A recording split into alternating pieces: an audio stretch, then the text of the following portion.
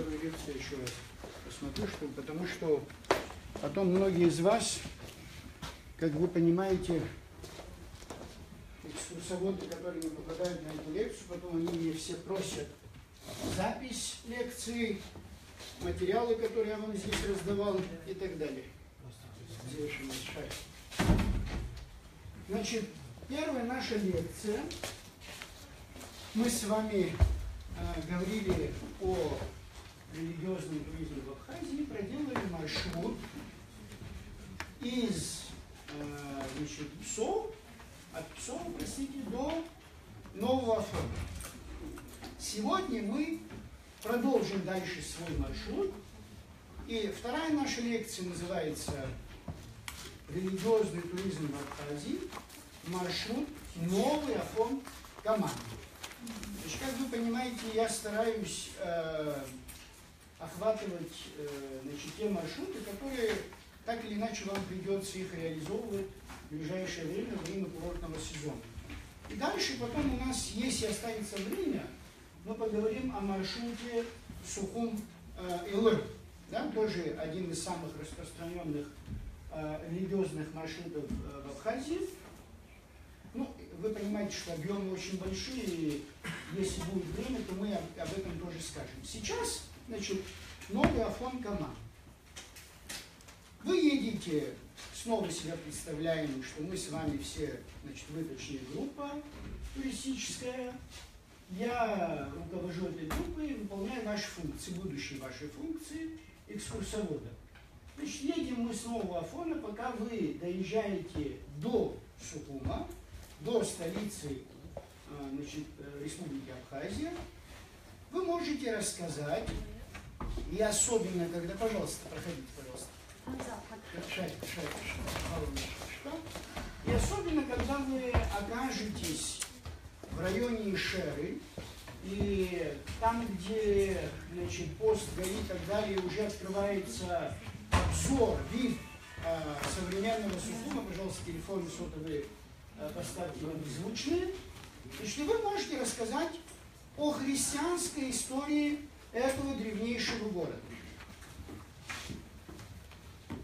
Подробно об этом, вот я уже вам демонстрировал мою книжку, подробно вы можете в этой книжке посмотреть об апостольской проповеди в Себастополисе и так далее, о древнехристианском центре и все остальное.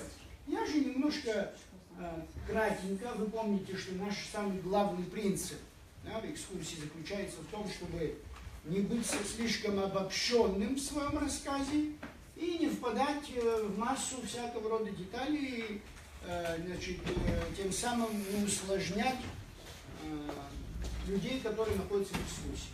Итак, я приведу один фрагмент вам. Существуют древние каталоги апостолов. Пожалуйста, проходите. Каталоги апостолов и их проповеди. Вот один из таких каталогов святого Дорофея. Пожалуйста, проходите. Святого Дорофея, епископа Тирского, значит, автор, который жил в VI веке, в V-VI веках. Он пишет следующее об апостоле Андрея Первозванном. Он вместе с братом, апостолом Петром, вы знаете, что апостол Петр основатель Римской древней церкви, современной Римо-католической церкви, и ему, значит, построили, проходите, пожалуйста, с той стороны, ему построили самый главный собор в Ватикане, Святого Петра. Так вот, вместе с братом, то есть он был еще брат его родной, Андрея, прошел все побережье Вифинии, Понта, Фракии. Это, собственно говоря, вот сейчас вы видите, там, если вы посмотрите, вот Черное море, Эксинус Понтус, видите, написано здесь. Здесь, значит, территория современной Абхазии, там указан город Питюс.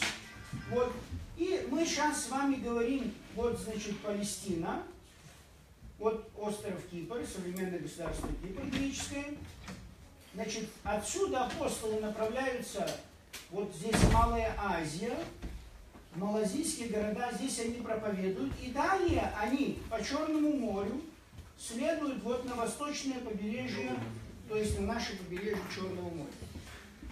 И что пишет: побережье Вифини, Понта, Фракии, Скифов, благовествуя Господа, то есть Иисуса Христа. Потом апостол Андрей пришел, он говорит, в Великий Севастополь, Себастополис, где укрепление Апсар и река Фазис, где живут внутренние эфиопы. Значит, обращаю ваше внимание, вот такую информацию мы потом имеем во многих и других источниках. Подробно вы здесь посмотрите в этой моей книге. Но я на что обращаю внимание. Значит, великий город Себастополис – это город Сухум, где мы сейчас с вами находимся. Вот сюда приходит апостол Андрей Первозванный и проповедует здесь. Остальные пояснения, укрепление Апсар, иногда вы слышите Апсарская гора в Новом Афоне, но это ошибочная точка зрения, она так не называлась. Апсар находится на территории современной Западной Грузии, где-то вот в этом районе. И термин Апсар нам как раз характеризует, что абхазские племена, значит, ареал их проживания простирался за пределами современных территорий Гальского района. Проходите, пожалуйста, проходите. Проходите. Дальше. И река Фазис, то есть современная река Риони в Западной Грузии, здесь тоже находится. Друзья мои, вы спросите, при чем здесь внутренняя Эфиопия? Значит, Эфиопия, Эритрея, современное государство, на территории Северной Африки, как вы знаете, это христианская страна, древнейшая христианская страна, одна из первых принявших христианство. Мы еще в Евангелии упоминается об крещении одного из вельможек эфиопских. Так вот, дело в том, что внутреннюю часть, да, побережья Восточного Черного моря почему-то называли некоторые авторы внутренней Эфиопией. Этот момент всегда нужно помнить. Вы знаете, что есть такая версия об египетском происхождении, значит, абхазов. Вот. Ну, сейчас я не буду вдаваться в эту версию, просто скажу вам, что когда Дмитрий Иосифович Гулья представил эту версию, потому что абхазцы родом из Египта и так далее, в приватной беседе с Нестором Павловичем Лакопом ему сказал: Дмитрий Иосифович, Африка, как ты хочешь, Дмитрий, но, так сказать, наше происхождение из Африки меня не очень удовлетворяет. Ну, вы понимаете, что там основания Геродот и так далее. Мы сейчас в эту тему не будем вдаваться. Просто вы знаете, что под этой внутренней Эфиопией подразумевается побережье Черного моря, где мы с вами находимся. Эти же сообщения, как я вам сказал, мы встречаем в более поздних источниках. Пока вы спускаетесь по Эшер, вы рассказываете о том, что город Себастополис был кафедральным городом архиепископа Себастопольского, который возглавлял церковный институт в VI, VII, VIII и включительно IX веках, значит, на территории Аббасской епархии. Значит, есть один нюанс, который вы должны запомнить. Слово «епархия», которое вы сейчас часто слышите на церковном языке, пожалуйста, проходите. Проходите. Значит, слово «епархия» употребляется в русском языке для обозначения административной единицы той или иной церкви. Например, Майкопская епархия Русской Православной Церкви или Зудитская епархия Грузинской Православной Церкви. Мы еще говорим Сухумо-Пицунская епархия или Сухумо-Абхазская епархия. Но в древности слово греческая епархия означает провинция. То есть, когда источники, списки епископов VII века нам говорят, что на территории епархии Авазгес, то есть на территории провинции, скажем, грубо говоря, Абхазии, значит, церковный институт возглавлял архиепископ. Архиепископос означает, если епископы главы церквей, значит, архиепископ, точнее, епископы возглавляют христианские общины, архиепископ это первый среди епископов. Например, если у нас на территории Абхазии был там епископ Новоафонский, Цабальский, епископ Пицунский, Цандрипский, то архиепископ, тот, который над ними стоял, он был вот как раз в Себастополисе, в городе Себастополис. Значит, здесь, когда вы проходите мимо Пингвина, дальше идете, знаете, где находится сейчас история заповедник, простите, значит, крепость Себастополис, Диаскурия, Сухум, там находятся остатки 2 храмов. Многие из вас тоже об этом не знают, потому что, к сожалению, они не видны, только остались фундаменты. Так вот, с 1987 по 1992 годы под руководством известных археологов в Абхазии Хрушковой и Михаила Гунба, Людмилы Георгиевны Хрушковой и Михаила Гунба, была раскопана октагональная или восьмигранная церковь на территории вот этой крепости. И послевоенное время, в конце 90-х, уже под руководством как раз преподавателя вашего университета Габеля, значит, археолога, была раскопана церковь византийского времени. Очень интересно, кстати сказать, там сохранилось даже покрытие пола. Вот, ну, сейчас я надеюсь, что как-то расчистили, это все уже видно. И вот во время раскопок нашли такую каменную стелу, которая, к сожалению, потом во время войны была утеряна. Ну, надпись мы знаем. Там написано, значит, на греческом языке «Опала мон анфаде катеките оресте стратиотис легонарион харин мимис анигерман икон», что переводится «Здесь покоится арест, воин-легионер, в память о нем мы возвели сей дом или церковь». Потому что в древности здание, в котором молились христиане, еще именовался икон, да, или икос, по-гречески дом. Дом молитвы, как мы иногда говорим. Значит, данная церковь, по мнению этих исследователей, была построена в начале V века. Или, может быть, даже на рубеже V-IV века. Видите, какой еще один древнейший центр христианства на территории Абхазии. Это вы все рассказываете, пока еще не въехали в Сухум. Значит, далее. К раннехристианскому периоду относится и саркофаг. Значит, саркофаг, друзья мои, это вы видели в Абхазском государственном музее, когда вы заходите, или в Пицунском музее, или если вы бывали в Каманах, их всего у нас, по крайней мере, 3 известных, и саркофага. Это такой большой известняковый камень, внутри все, значит, выточено, куда ложили тело человека. Да? Саркофаг он называется, почему? Еще его называют антропоидный саркофаг. Из 3 греческих слов все это состоит. Анthropos – человек, то есть человекообразно создан, там у изголовья такое овальная ниша. Значит, саркофаг означает съедающий плоть, вот если с греческого переводить. И когда ваш покорный слуга был в одном из таких музеев в Афинах, и там во дворе было очень много таких саркофагов. И вот экскурсовод, который нам рассказывал, археолог, он говорил о том, что эти саркофаги таким образом устраивались, что на самом деле очень быстро истлевала человеческая плоть, значит, внутри него. Так вот, вы можете сказать о том, что в 1954 году в Сухуме около Красного моста был обнаружен один из таких антропоидных саркофагов. Значит, сейчас он находится в Абхазском государственном музее. Я почему говорю об этих саркофагах? Все эти саркофаги христианские. То есть в них покоились мощи, или, как мы говорим, останки, да?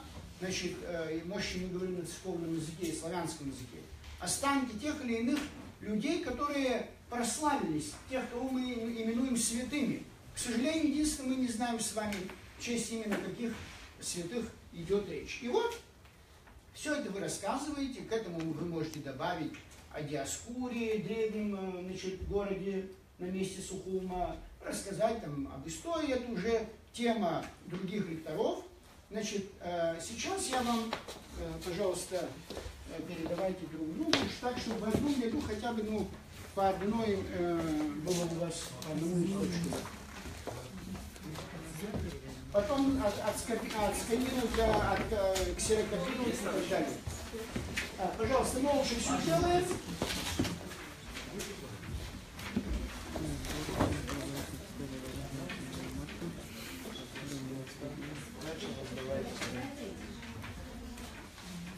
И вот вы подъезжаете к Сухуму. Маршрут наш, как мы помним, направление Каман, да? Значит, ну, вы понимаете, что пока мы доедем до Каман, много чего можно рассказать. Вот, мы здесь, значит, в этом месте с вами находимся. Значит, я вам сделал распечатку об истории Сухумского кафедрального собора. Почему? Потому что хотите, можете заехать, хотите, вы все равно, проезжая эстакаду, этот собор виден. И поэтому те, кто в машине у вас находится, туристам вы показываете, пожалуйста, смотрим с правой стороны. С правой стороны находится Сухумский кафедральный собор. Ну и разумеется, чтобы, так сказать, история этого собора была известна вам. Во-первых, запоминайте, это очень важно, чтобы вы не попадали в оплошность. Значит, Сухумский кафедральный собор означает, мы исключительно только к нему применяем термин в наше время кафедральный, и еще говорим Пицунский патриарший собор или кафедральный патриарший собор. Это означает, что административный центр Абхазской епархии, Сухумской, Сухумо-Абхазской, Сухумо-Пицунской и так далее, разные там были названия, менялись в течение 20 века, 19-20 века. Так вот, административный центр епархии в современном понимании этого слова, термина, охватывающий всю территорию современной Абхазии, находился, значит, в кафедральном соборе. Единственное, вы должны подчеркнуть, что кафедральный собор Сухумский в честь Александра Невского, значит, он стоял на месте современной филармонии. Его взорвали в 1937 году. Там, где сейчас находится Абхазский краеведческий музей, вы знаете, да, музей, где находится, отреставрирован и так далее, вот, это дом Сухумского епископа. На третьем, на втором, кажется, этаже даже была церковь, где он совершал каждодневное богослужение. Вот на месте филармонии кафедрального собора это дом епископа. Потом, когда все это взорвали, разумеется, кафедральным собором, простите, стал современный Сухумский кафедральный собор. Но он изначально не был таковым. Сухумский кафедральный собор в честь Благовещения Пресвятой Богородицы. Этот праздник мы празднуем 25 марта по старому стилю, 7 апреля. Там в календарях, которые я вам раздал, есть информация об этом. Теперь его история. В листовочках, которых вы держите, которые я вам раздал, значит, там вы видите, что в 1906 году греческое эллинское общество, то есть греческая диаспора, проживавшая в Сухуме, подала прошение о выделении участка для строительства храма. В 1909 году была построена школа греческая, церковная, около этого собора. Сейчас это здание тоже стоит. Между собором и стадионом, если когда вы едете по троллейбусной линии, вы видите такое огромное белое здание. Дальше. Значит, в 1915 году закончили строительство храма и осветили его в честь Благовещения Пресвятой Богородицы. Почему? Почему они избрали в честь Благовещения, они назвали храм в честь какого-то другого святого? Дело в том, что Благовещение 25 марта – это национальный праздник для всех греков во всем мире. Значит, потому что 25 марта началось восстание, греческое восстание 1812 года, против 21 года, против турецкого ига. И поэтому они ежегодно празднуют масштабно, торжественно во всем мире. И, разумеется, греки, которые переселились сюда в конце 19-го, начале 20 века, они тоже свой собор, свой храм сделали в честь этого праздника и в честь национального праздника. Дальше. Значит, в 1939 году это здание отдали под архив. Там находился архив. В 1949 году архив перенесли, Государственный Абхазский архив, перенесли в здание современное, где там находится, на этой же улице находится, где вы кафедральный собор располагается, немецкая кирхе, как вы знаете, и католическое костело в честь апостола Симона Канонита. Так вот эти две тоже здания, построенные в начале 20 века, там разместили архив. И с 1949 года этот собор стал кафедральным, уже не принадлежал греческой общине, он стал кафедральным, там находились митрополиты Сухумо-Абхазские, грузинской православной церкви, потому что нас включили в состав этой церкви в 1943 году. Сейчас, да, пожалуйста, проходите, да. Сейчас в Сухумском кафедральном соборе, как я вам сказал, находится центр Сухумо-Пицунской епархии.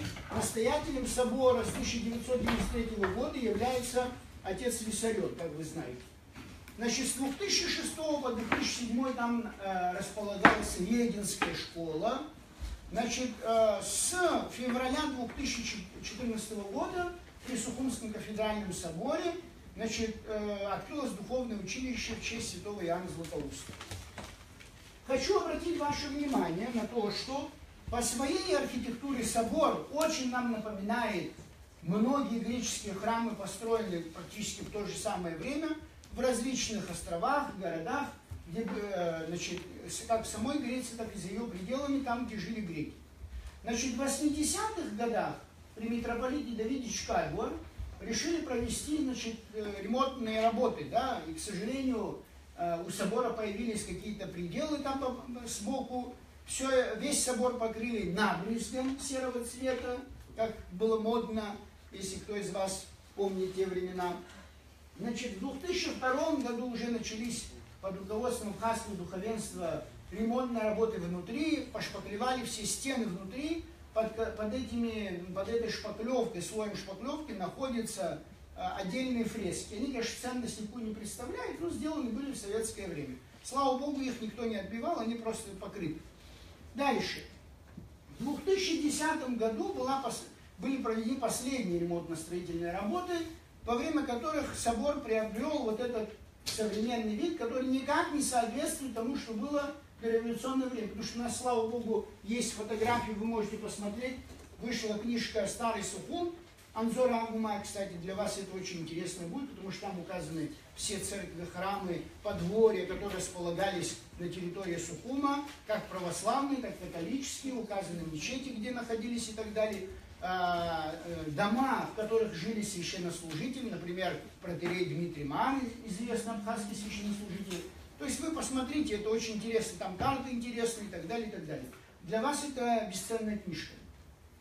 И еще в 2005-2006 годах при финансовой поддержке Новоафонского монастыря были проведены ремонтные работы и, значит, трехэтажного административного корпуса, который располагается рядом. Вот вы вот кратенько можете рассказать об истории собора, как вы понимаете, уже вы поднимаетесь, значит, в сторону Яшты, в сторону Каман направляетесь, да? Ну, там вы вспомните знаменитом памятнике обезьяне, значит, обезьяньи питомники, все остальное, ну, на ваше усмотрение, да. Значит, экскурсия тоже должна быть разнообразной, интересной. И затем следующая наша с вами вторая остановка находится, значит, церковь Преображения Господня на Михайловском кладбище. Пожалуйста, по одной штучке тоже раздавайте. Пожалуйста, раздавайте по одной штучке. Потом не сфотографируешь? Да. Пожалуйста, молча все делаем.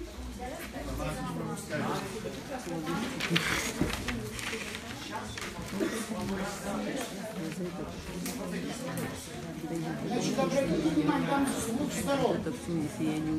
Текст с двух сторон. Значит, итак, мы с вами находимся на Михайловском кладбище. Я надеюсь, вы знаете, где это находится. Значит, село Яшпа. И что для нас здесь тоже интересно? Ну, во-первых, храм в честь Преображения Господня. Вы тут вспоминаете или берете календарь, который я вам раздал. Значит, этот праздник Преображения Господня отмечается 6 августа по старому стилю, 19 августа по современному. Значит, точная дата строительства этой церкви мы с вами, к сожалению, не знаем. Там вы прочтете. Мы полагаем, что приблизительно в 30-х годах 20 века это могло появиться. 20 века. 20 века. Значит, я хочу обратить внимание на следующее.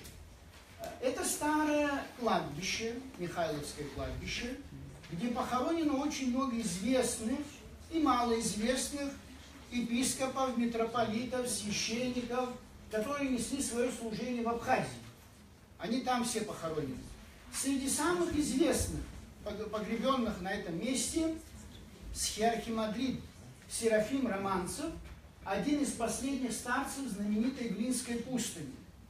Значит, в 2009 году архиепископ, наместник Глинской пустыни, значит, архиепископ Лука, обратился с прошением в Абхазию и в Московскую патриархию, чтобы ему разрешили, значит, сделать эксгумацию, да, или, как мы говорим на церковном языке, обретение мощей. После того, как Серафим Романцев был прославлен в лике святых, сегодня есть иконы, его жизнеописания, богослужебные тексты и так далее, но они хотели, чтобы останки его были вывезены. Часть останков оставили, и они находятся в Сухумском кафедральном соборе, остальные вывезли в Глинскую пустынь. Значит, кроме того, там же погребен в 2002 году пустынник схиеромонах Паисий Уваров. Его я застал, был очень замечательный человек, к сожалению, очень рано ушел из жизни. На месте его погребения вы увидите, там внутри, когда войдете, стоит маленькая часовня. Значит, в 50-х годах 20 века настоятелем был архимандрит Лука. Вы там прочтете, да? Потом отец Петр Самсонов, который был в Лыханском храме. Протоиерей Иоанн Андрющенко. Значит, протоиерей Акакий Меликидзе. Потом был протоиерей Георгий Пигалов, значит, который уехал в Афины и сейчас там построил храм в честь Серафима Саровского для греков, которые покинули Советский Союз и главным образом Сухуми переехали в Грецию, они ходят в его храм. Послевоенное время там был тоже отец Георгий Хоркин, к сожалению, он тоже уехал в 2010 году. И с 2010 года по сей день настоятелем Михайловской церкви является иерей Никита Адлибов. Значит, вы видите, что на обратной стороне листовок, который я вам дал, дается биография отца Никиты Адлиба. Значит, дело в том, что, братья и сестры, и друзья мои, поскольку я пишу историю разного периода, да, и так получилось, что надо было мне проработать материалы современной, да, значит, новейшей истории Абхазской церкви, и в процессе работы я составил биографию всех священнослужителей, которые появились в послевоенное время. Поэтому у вас будет возможность знать биографию каждого батюшки от момента его рождения, с учетом всех его заслуг, как хороших, как и в кавычках, так сказать, менее известных. Вот, ну почему? Потому что батюшка тоже человек, каждый батюшка тоже человек, и этапы его жизни тоже разные. Вот, не нужно смотреть на какой-то этап, нужно смотреть итоги его жизни, как, собственно говоря, жизни всякого человека. Так вот, но поскольку иногда туристы спрашивают, да, они, особенно мы с вами имеем туристов из России, которые всегда интересуются, да, вот, а кто этот священник, что он заканчивал, где он учился, где он рукополагался, чем он занимался и так далее, и так далее. Вот для того, чтобы у вас была полная картина того, что имеется в Абхазии, я вам предоставляю каждый раз, и здесь подробно вы видите биографию отца Никиты. Дальше.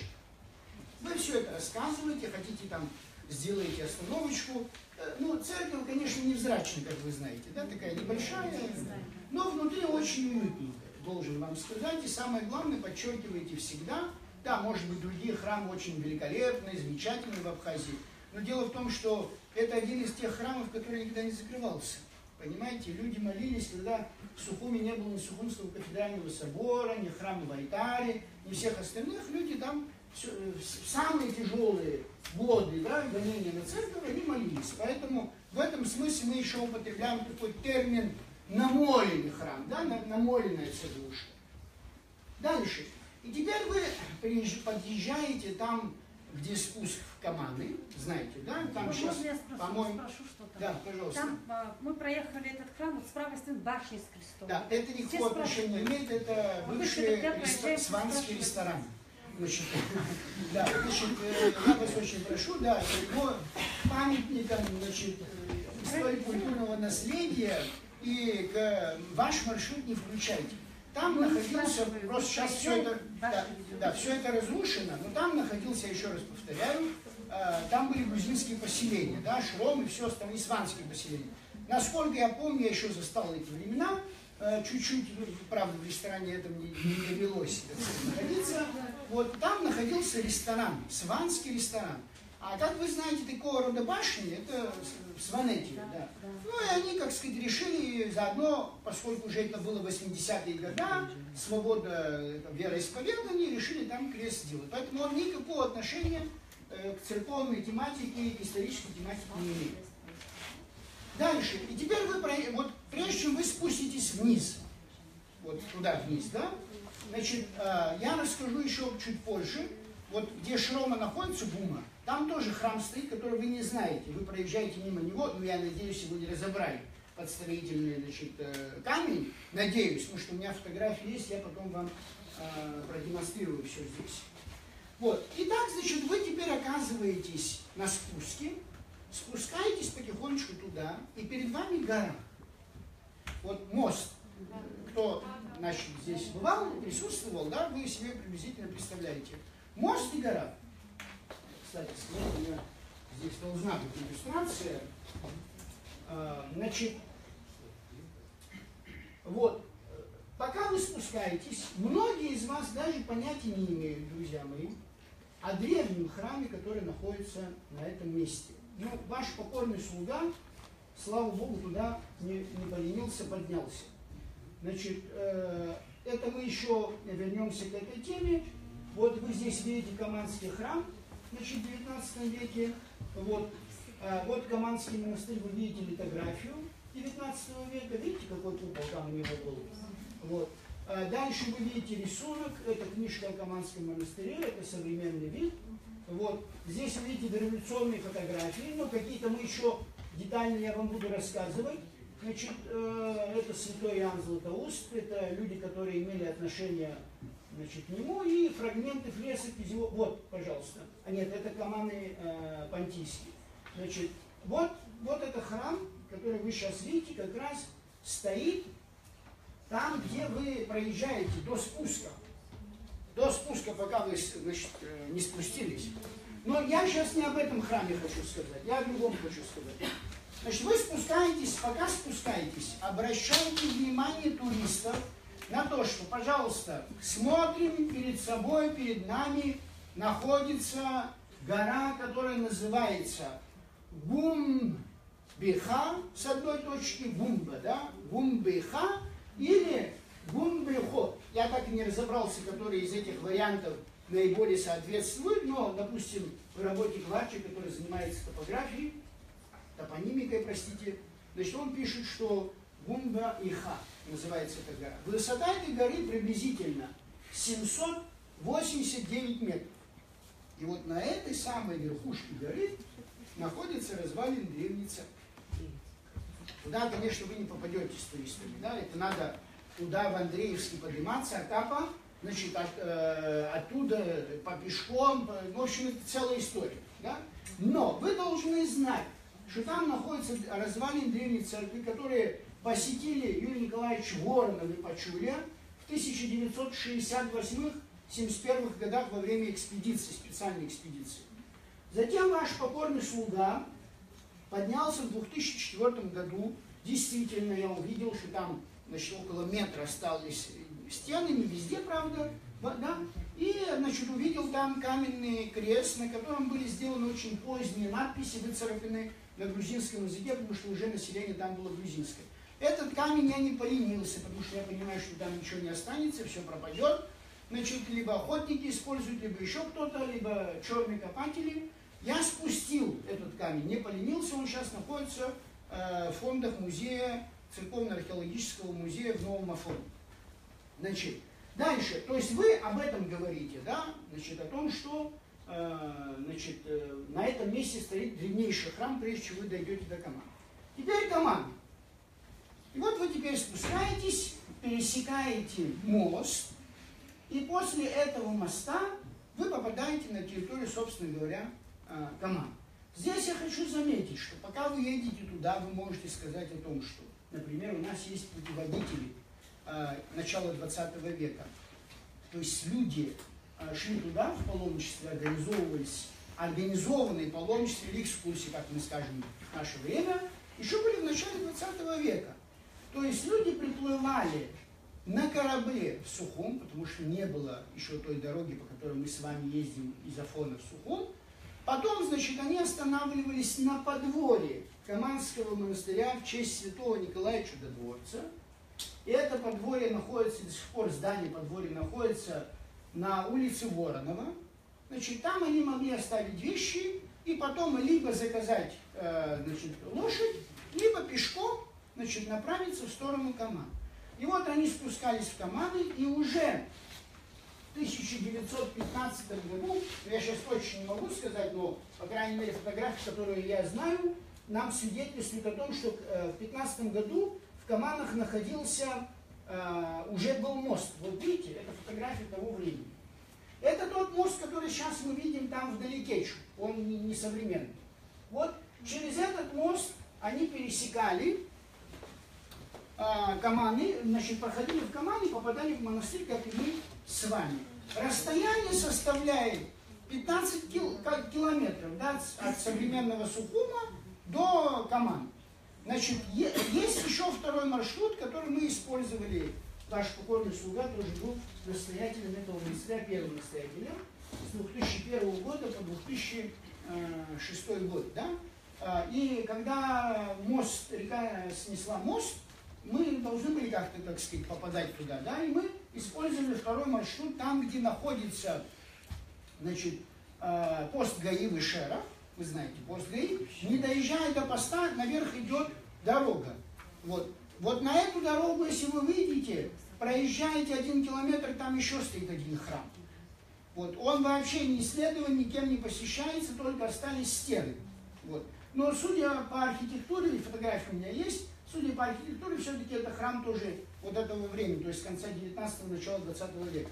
Так вот, если вы оттуда потом едете, попадаете в дачный район наверху, оттуда спускаетесь, попадаете в Маршанарху, где стоит храм Илии Пророка, я вам тоже его покажу, и потом спускаетесь в самый великолепный маршрут. Но, к сожалению, поскольку сейчас никто туда не ездит, там все настолько заросло, что я уже не знаю, там вообще УАЗик проедет или не проедет.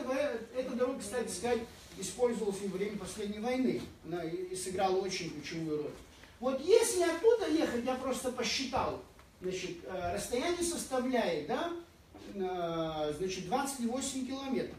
Вот если на внедорожнике, около часа и 15 минут. Вот, если спокойнее ехать, значит, да. Вот, от Верхней Шерской трассы до Каман расстояние составляет на 14 километров 1 час. Если от поста ГАИ, от Афона 28 километров, простите.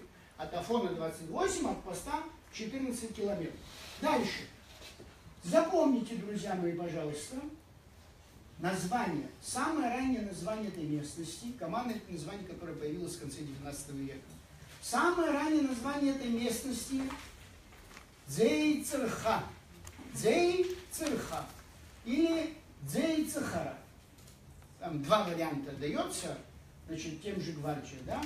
Дзей-Цирха, Дзей-Цихра. Дзей-Цирха и Дзей-Цихра. А Дзей-Цихра, да, если, так сказать, переводить. Теперь смотрите. Теперь, что касается истории Каман абхазских. Прежде чем мы с вами перейдем к описанию истории самого монастыря, нужно знать еще одну очень важную деталь, друзья мои. Значит,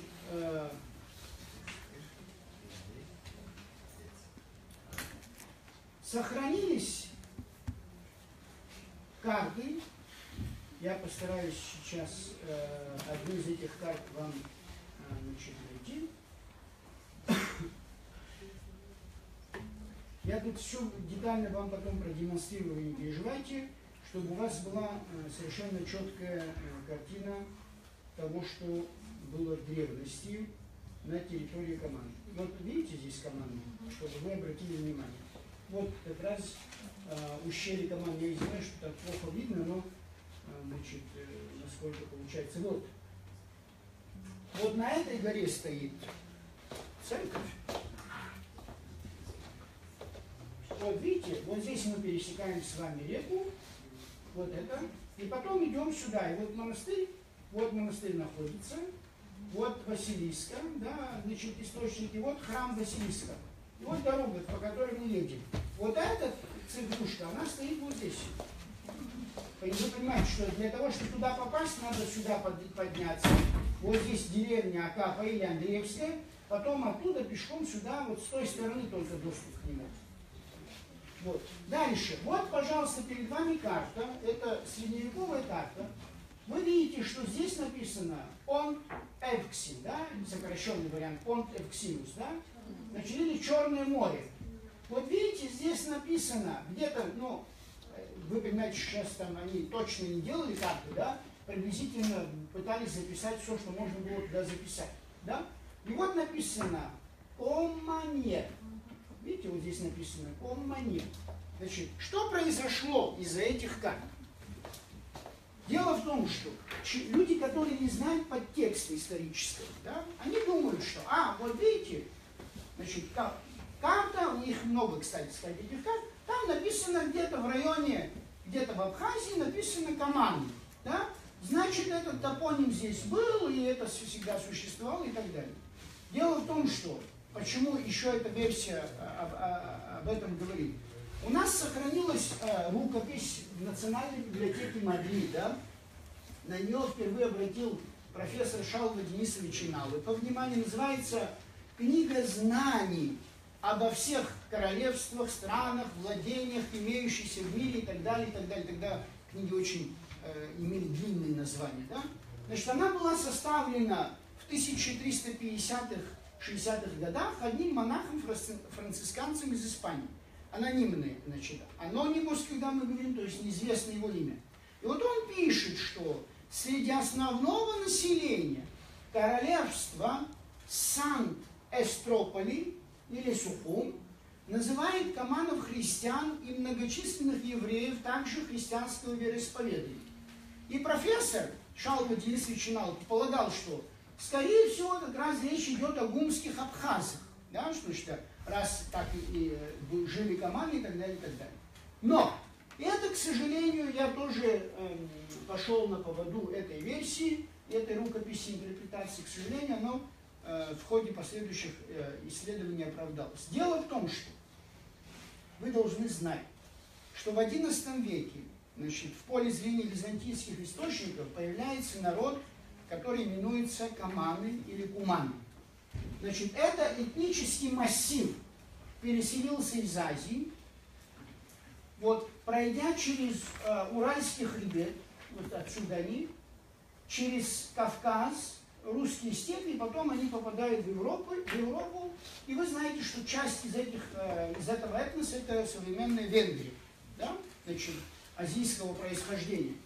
Вот эти каманы, значит, в отношении еще одна интересная вещь, сохранилась такая рукопись, которая называется Кодекс Куманикус, значит, смешанный латинско-персидский каманский текст, датируем 13 век, это христианская книга. Единственная книга, которая принадлежала этому народу, она хранится в библиотеке Святого Марка в Венеции. Вот этих куманов или каманов арабские, персидские, грузинские источники называют кипчаками, русские летописи половцами. Значит, для нас что интересно? В XII веке царь абхазов и каргвелов, то есть Давид IV строитель, переселяет на территорию тогдашнего Абхазского царства большую массу вот этого этнического массива каманов. Они становятся христианами, как и у нас, так и в Европе, принимают христианство. Значит, и дальше.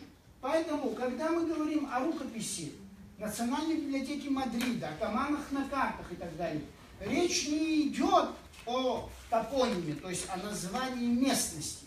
Речь идет о названии народа, которые именовались каманы, по крайней мере, до сегодняшнего времени в греческих исследовательских работах они всегда так называются. Следователи, разного рода исследователи, которые вот эти нюансы не знали, особенно в XIX веке, в начале XX века, когда возникает версия абхазских каман, люди, не зная всего этого, они полагали, что, ну вот видите, тут есть, так сказать, даже указания в картах. Теперь, значит, в отношении древности, вот я продемонстрировал вам какая очень интересная вещь, значит, имеется у нас. У нас имеется так называемая карта Чернявского, вот, в котором мы имеем первые запечатленные рисунки. Это Леонид Галинин, который первым выдвинул версию команд абхазских. Значит, вот карта Чернявского перед вами. Что интересно, я почему обращаю ваше внимание? Здесь он размещает, ну, сейчас я понимаю, что вы там практически ничего не видите, да? Но самое интересное в этом моменте, там, где указан современный храм мученика Василиска, вы знаете, до источника, да? Он говорит, что это дворец, то есть некая палата, некий дом, некое жилое помещение. Он не указывает, что это храм, где мученик Василиск скончался. А мученика Василиска храм он указывает на современный Каманский монастырь. Понимаете? А как теперь получилось, что, значит, в 20 веке из одного холма храм мученика Василиска перенесся чудесным образом, значит, на другой холм? Это уже вопрос к тем исследователям, особенно недобросовестным, и к тем паломникам, которые ради благочестия были готовы целовать все камни и любую стену считать зданием церкви. И вот, значит, дальше. Вот мы имеем вот эти постройки. Я сейчас говорю о древностях команд, пока не говорю о монастыре. Мы имеем два холма в Каманах. Первый холм, где находится квадратное здание, которое было расчищено как раз, когда я был в Каманах. Вот это все мы выпилили, потому что там ничего не было видно.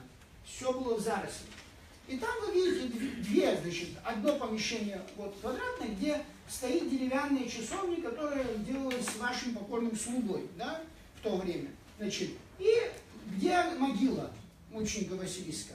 Обратите внимание, вот мы говорим храм, да, а стены направлены на север. То есть, если это был бы храм, то стены должны были быть направлены в ту сторону, так же, как и Каманский храм. Даже уже этот фрагмент нам показывает, что он никакого отношения к храму не имел. Вот этот комплекс. Сейчас что там было? Что там находилось? О каком дворце идет речь? О каком жилом помещении идет речь? Нам сложно сказать, потому что у нас нет практически никаких материалов. Дальше. И второй холм, где современный Каманский монастырь, где стоял действительно храм, который датируется XI веком. Значит, тот современный храм, который вы видите в Каманах. Ну, с какими-то отдельными переделанными моментами, да? Значит, что из себя представляет этот храм? Вы тоже это рассказываете, да? Однозальное каменное здание, значит, без выступающих наружу апсид, с внутренним алтарной преградой. Грубо говоря, да, немножко вы тоже должны иметь представление об архитектуре храмов, да, если вы рассказываете. Вот Каманский храм — это классический, как и Илорский. И как многие другие храмы в Абхазии, да? Вот, значит, квадрат, да? Вот здесь придвор, вот здесь вход, так?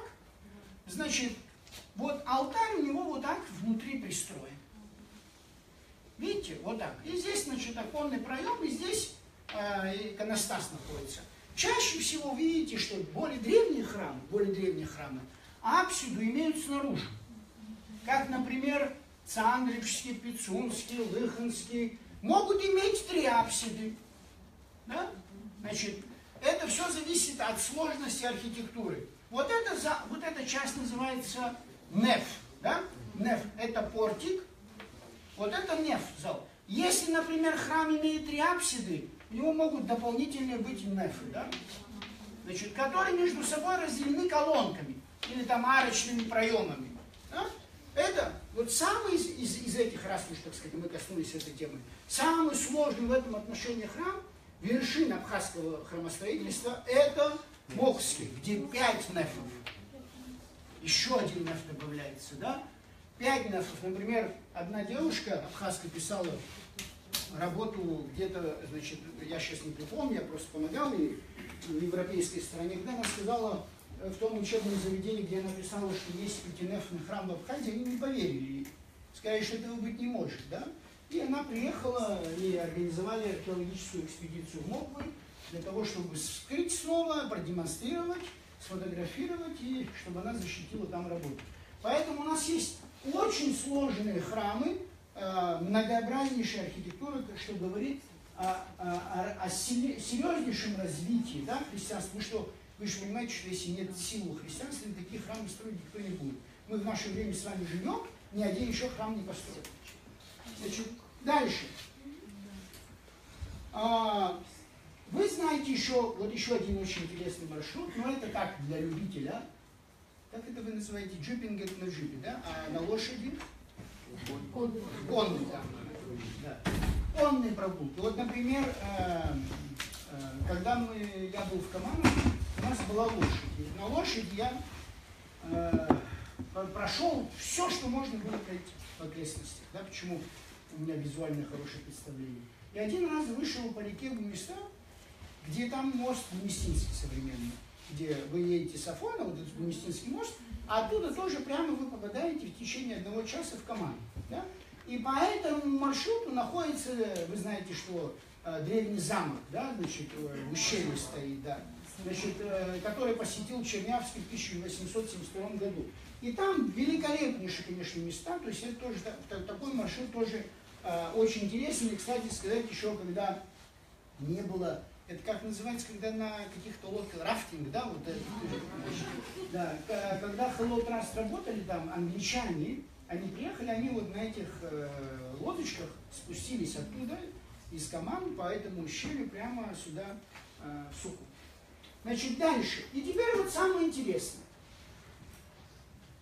Потому что это я вам рассказал про древнюю историю Камана. Вот все это мы знаем, единственное, что мы знаем, больше пока, к сожалению, других материалов нет. И вдруг, значит, в 1884 году в Абхазию приезжает архимандрит Леонид Гаверин. Значит, очень известный церковный археолог, человек, который возглавлял, вот фотографии вы его видите, значит, настоятель Троицы Сергиевой Лавры, его гробница находится там. Приезжает он в Абхазию, живет в Новоафонском монастыре, посещает разные храмы и пишет такую знаменитую книжку, которая называется «Абхазия», и в ней Новоафонский Симоно-Каноницкий монастырь. Это самая ранняя работа, такая масштабная монография по истории Абхазии и в том числе истории христианства. Потом она переиздавалась много раз под разными названиями. Например, «История христианства в Абхазии», да, там, или «Христианские памятники Абхазии» и так далее. Конечно, эта книжка устарела, друзья мои, сейчас нельзя его использовать полноценно, если вы привлекаете его для какой-то работы, потому что многие данные перепроверены, уточнены, очень много ошибок и так далее, и так далее. Но тем не менее, для того времени это была очень важная работа. И вот впервые в этой книжке появляется версия кончины святого Иоанна Златоуста, известного учителя церкви. Этот человек был, значит, в Антиохии, потом его император выкрал, грубо говоря, из Антиохии с тем, чтобы сделать его архиепископом Константинополя, то есть главным епископом столицы Римской империи, затем Византийской империи. Затем он был человек очень принципиальный, его жизнь великолепна. У нас есть 240 писем Иоанна Златоуста, сохранившиеся, ваш покорный словарь читал на языке оригинала, вот для своей диссертации. И в том числе есть 17 писем Олимпиаде. Это очень знатная и богатая женщина, которая жила в Константинополе, вдова, которая, несмотря на все усилия императорского двора, сосватать ее за еще одного менее богатого сановника, с тем, чтобы ее богатство перешло, так сказать, в нужные руки и так далее. Ничего этого не получилось. Она помогала нищим, строила церковь и так далее. И в том числе до конца своей жизни она не предала Иоанна Златоуста. Да? Ее тоже сослали в ссылку, и там она закончила жизнь, как и он в том числе. Да? Это был очень значимый человек. У нас сохранилось 12 томов его сочинений.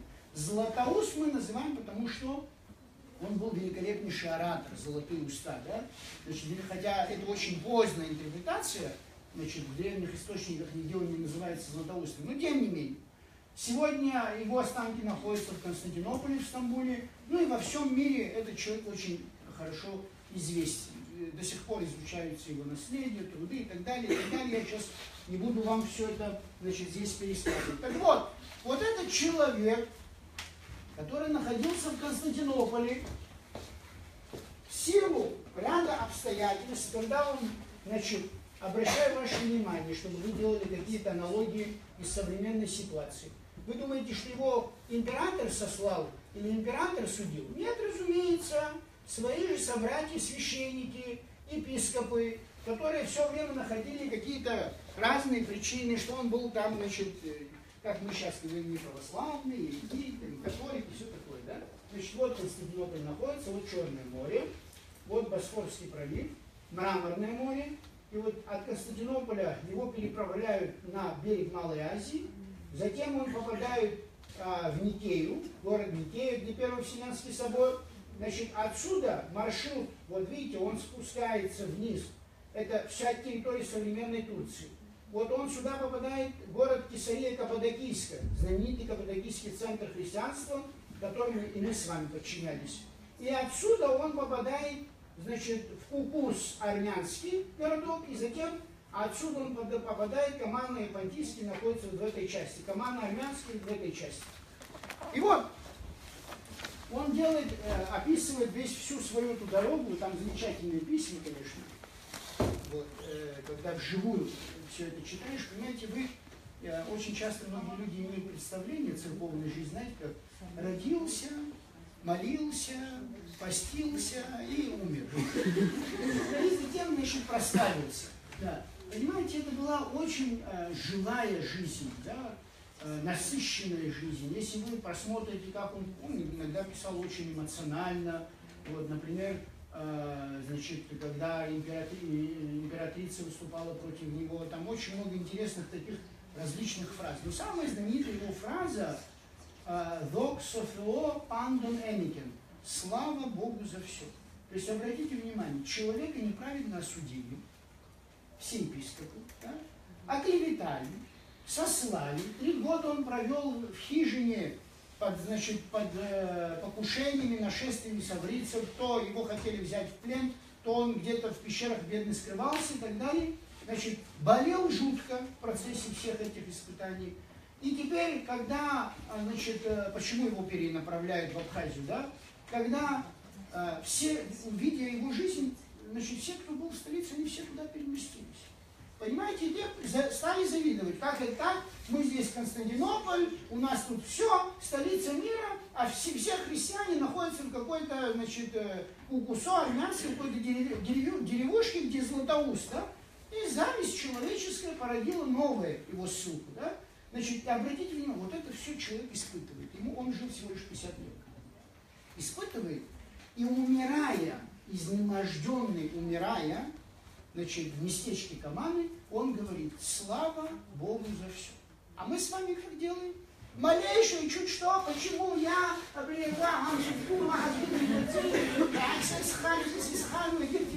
есть ропот, малейшее, булочка нам не хватит, мы уже с вами ропщим. А человек, видите, сколько? Почему? Потому что его внутренний мир был настолько богатым, духовный мир настолько был богатым, что все это его нисколечко не тешило. Вот здесь как раз я привожу его слова. Это книжка по Каманам, просто она на греческом языке, надеюсь, выйдет в этом году на русском языке. Это моя, собственно говоря, работа по Каманам. И по жизни Иоанна Златоуста. 600 страниц, вот с разными картами, материалом и так далее. Вот здесь знаменитая его фраза о том, что ничего на этой земле не стоит того, что он приобрел для себя для вечности. Ну, сейчас я не буду вам это цитировать, это уже другая тема. Да. Книга называется «Место кончины и погребения святого Иоанна Златоуста».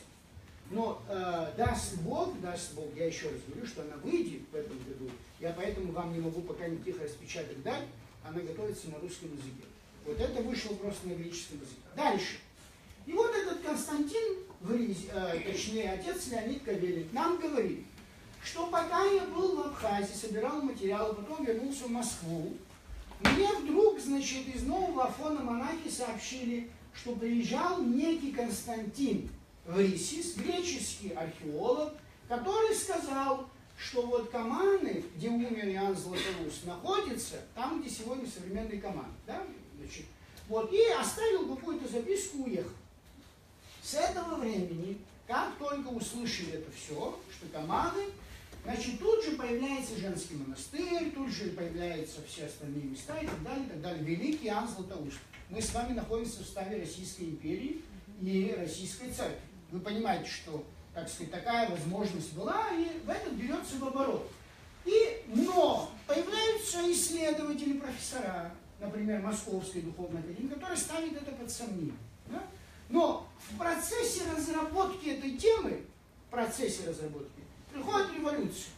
Даже было принято решение Синода Русской Церкви поручить профессорам, таким знаменитым в то время Бриллиантову, да, и грузинским профессорам провести археологическое и научно-экспедиционное исследование и завершить эту тему. Но, к сожалению, они тоже не смогли, потому что пришла Первая мировая война, и революция, и на этом все закончилось. Затем, значит, к этой теме вернулся ваш покорный слуга. Когда я писал кандидатскую диссертацию в Москве, значит, она называлась «История христианства в Абхазии в первом тысячелетии», да? И эта книжка на основе этой диссертации. Здесь есть глава о месте кончины Иоанна Златоуста. Это моя, собственно говоря, учебная работа. Здесь я ее защищал, эту позицию, да? Каман абхазский, да? Здесь я ее опровергаю. Но если вы посмотрите по объему книжки, ну, придется вам этой книжке больше доверить. Почему? Да, почему? Потому что вы поймите, что в Москве, во-первых, у меня нет было таких возможностей, знания первоисточников, хорошего знания древнегреческого языка и так далее, и так далее. Да? Все эти материалы находились за пределами, значит, того учебного заведения, где я находился, и не всегда была возможность детально ее исследовать. Во-вторых, я был молодым человеком, как всякий молодой человек, исследователь, чувство патриотизма, значит, превалирует над чувством исторической науки. Да, ну, как-то я тоже верующий человек, помимо того, что историк, мне тоже хочется, чтобы, так сказать, Златоуст имел отношение к нам и так далее. Ну, в общем, масса всяких других побочных причин тоже сыграла роль. Дело в том, что когда сейчас вы слышите, меня обвиняют, что я там продал Каманы в Греции и так далее, да, мне дали Архимандрита, потому что я написал, что Каманы не там, значит, вы это в интернете все знаете. Дело в том, что сейчас все обвиняют, что вот отец Дорофей, ну зачем это нам надо было, вот ты опровергаешь, у нас вот столько святых, мы опять теряем там, значит, 300 паломников и все такое. Друзья мои, еще раз говорю, что для меня в этих вопросах наука на первом месте, да? А как верующий человек я не могу врать, да, потому что это нам надо, или потому что мы с вами хотим все вместе зарабатывать на этих святынях, да, это ни в коем случае недопустимо. Свою позицию я сейчас еще объясню по Каманам, но сейчас что хочу сказать. Когда вышла эта работа, сейчас выходит энциклопедия, православная энциклопедия, ну, правда, она уже выходит 10 лет, она издается Русской Церковью под руководством всех остальных церквей. Она онлайн выложена. Если вы откроете статью о Иоанне Златоусте, вы прочтете. Русские ученые, современные русские ученые, говорят, что нет, Иоанн Златоуст не умер в Каманах абхазских. Это каманская версия защищает только один отец Дорофей. Да, у него свои аргументы, но есть малоубедительные аргументы. И один из самых главных, то, что я вам говорю, что мы не встречаем топоним Каманы на территории Абхазии до конца 19 века. Нигде, ни разу, ни в одном источнике. Как так? Никто не знал, значит, со времен кончины Иоанна Златоуста прошло 16 веков, никто не знал, и вдруг в конце 19 века, значит, открыли, что, оказывается, Каманы здесь находятся. То есть русские авторы, с одной стороны, русские же иерархи, священники вместе с нашими батюшками в Абхазии меня обвиняют, что я продал Каманы абхазские. С другой же стороны, те же русские богословы меня обвиняют, что я чрезмерно с патриотизмом отношусь, что это не совсем правильная версия. Поэтому, когда вот этот вопрос стоит, я говорю, что вы знаете, как прежде чем судить, вы прочитайте просто в интернете хотя бы эту статью энциклопедическую. Итак, значит, вот он приезжает в Рисис и говорит вот эту версию. Когда я был настоятелем Каман, ко мне приходили паломники, очень много паломников. Вы знаете, что мир сегодня открытый, люди ездят везде и так далее. Они говорят, слушайте, отец Дорофей, ну вы нам скажите, вот мы были на территории Турции, нам там тоже показывали Каманы, где умер Иоанн Златоуст. А вы здесь говорите, нет, здесь он умер. Ну как-то, так сказать, мы должны разобраться в этом вопросе. И меня это тоже озадачивает. озадачивало, понимаете? То есть я не имел ответа на этот вопрос. То есть где на самом деле умер Иоанн Златоуст. И именно с этой целью я оставил и настоятельство в Каманах, и ректорство Афонского училища, и поехал в Грецию. И занимался этим 8 ровно лет, чтобы написать вот эту работу. Вы понимаете, что там надо было языки, 5, 10 и все остальное. Вот. И в процессе исследования всех этих работ, значит, выяснилась вот полная картина. Сегодня я это знаю на 99%. Ну, может, 1% что-то там я, какой-то нюанс упустил. Друзья мои, я когда говорю об исследовании, речь идет о том, что, значит, в этой книжке рассмотрены все источники жизнеописания Иоанна Златоуста, написанные на древнегреческом языке, рукописи и все остальное, начиная, самая ранняя работа относится к началу V века и заканчивая 17 веком. То есть мне нет такого, не может быть, когда ты защищаешь такую работу в европейском учебном заведении, что я там не знал какую-то рукопись или упустил, или, значит, не смог прочитать и так далее. Здесь вы увидите, использовано 400 работ. И поэтому жизнь Златоуста я знаю по сантиметру, где он ходил, и, значит, по дням, где он жил и что он делал. Понимаете? Поэтому ошибок в этом смысле быть не может. И самое главное, когда я впервые поделился этим, тут же, значит, началось, вот, там, значит, отец Дорофей, такой-сякой, вот, потому что вы уже знаете, раскольник, католик и все остальное, добавилось еще и то, что, значит, он теперь выступает против Каман Абхазских, да? Но обратите внимание, когда в день памяти Иоанна Златоуста, 13 ноября, умер он 14 сентября, но поскольку это воздвижение креста Господня, праздник перенесли на 13 ноября. И вот представьте себе, я служу 13 ноября, после службы я прихожу к себе в квартиру, которую я снимал в Салониках, и, значит, начинаю работать над своей диссертацией. И в день памяти святого Иоанна Златоуста я нахожу то, что окончательно поставило на всем этом точку. Значит, я вам сейчас продемонстрирую эту фотографию, чтобы вы тоже понимали, о чем идет речь. Значит, это вот Иоанн Златоуст, да, знаменитые фрески, значит, вот и мозаики, простите, которые находятся в Израиле. Это императоры византийские, с которыми у него были проблемы. А это вот путь его следования. Видите, это рукопись, знаменитая рукопись, она хранится в Ватикане, минология Василия Императора. И эта минология имеет очень хорошие иллюстрации, миниатюрные иллюстрации. Да, вот путь следования в Каман. Дальше, это место его погребения, кончины Златоуста. Значит, это, вот, пожалуйста. Значит, в день памяти Иоанна Златоуста в 2013 году я нахожу в одном описании путешествия французского путешественника, в одном французском журнальном издании, значит, фотографию гробницы Иоанна Златоуста, которая находится в Каманах Понтийских. Смотрите, да? Значит, вот сейчас она не сохранилась, там ее нет.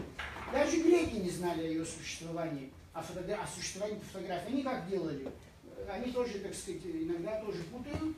Берут абхазскую фотографию Каман абхазских гробниц и подписывают. Гробница Иоанна Златоуста в Каманах Понтийских. Да?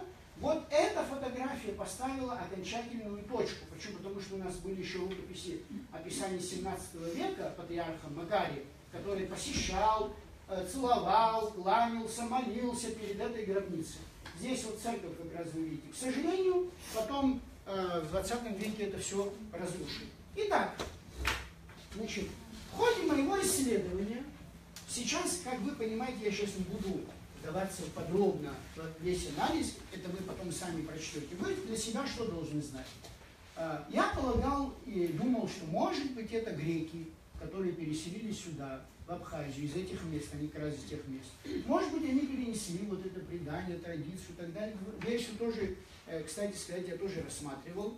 Вот. Но самое парадоксальное во всей этой истории, значит, самое парадоксальное во всей этой истории заключается в следующем. Я искал Константина Врисиса. Почему я поехал в Грецию? Да? Значит, я думаю, если человек приехал из Греции, из Константинополя, значит, в архивах, в каких-то журналах. Ну, так не бывает. Ты вдруг открыл новую версию, новое место кончины Иоанна Златоуста, невиданное слово, значит, в науке ты сказал, и больше ничего не опубликовал, кроме маленькой записки, которую ты ты оставил в новом фонде. Так не бывает, если ты археолог. И что вы думаете, значит, где я только не работал, в каких архивах? Национальный архив в Греции, в Афинах, библиотека парламента греческого, Константинополь и так далее, и так далее, и так далее. Да? Нету такого человека. Константин Врисис, греческого археолога, нету. Я начал искать, может, думаю, автор перепутал, там какие-то, русский автор мог неправильно записать. Действительно нашел, есть такой археолог Константин Зисис, греческий археолог, и, судя по всему, похоже, что, вероятно, это он мог быть. Ну и у него нет никаких работ, ни о каких командах абхазских. Поэтому, то есть, когда мы говорим, что приехал какой-то греческий археолог, обнаружил, таких, значит, людей в то время было много.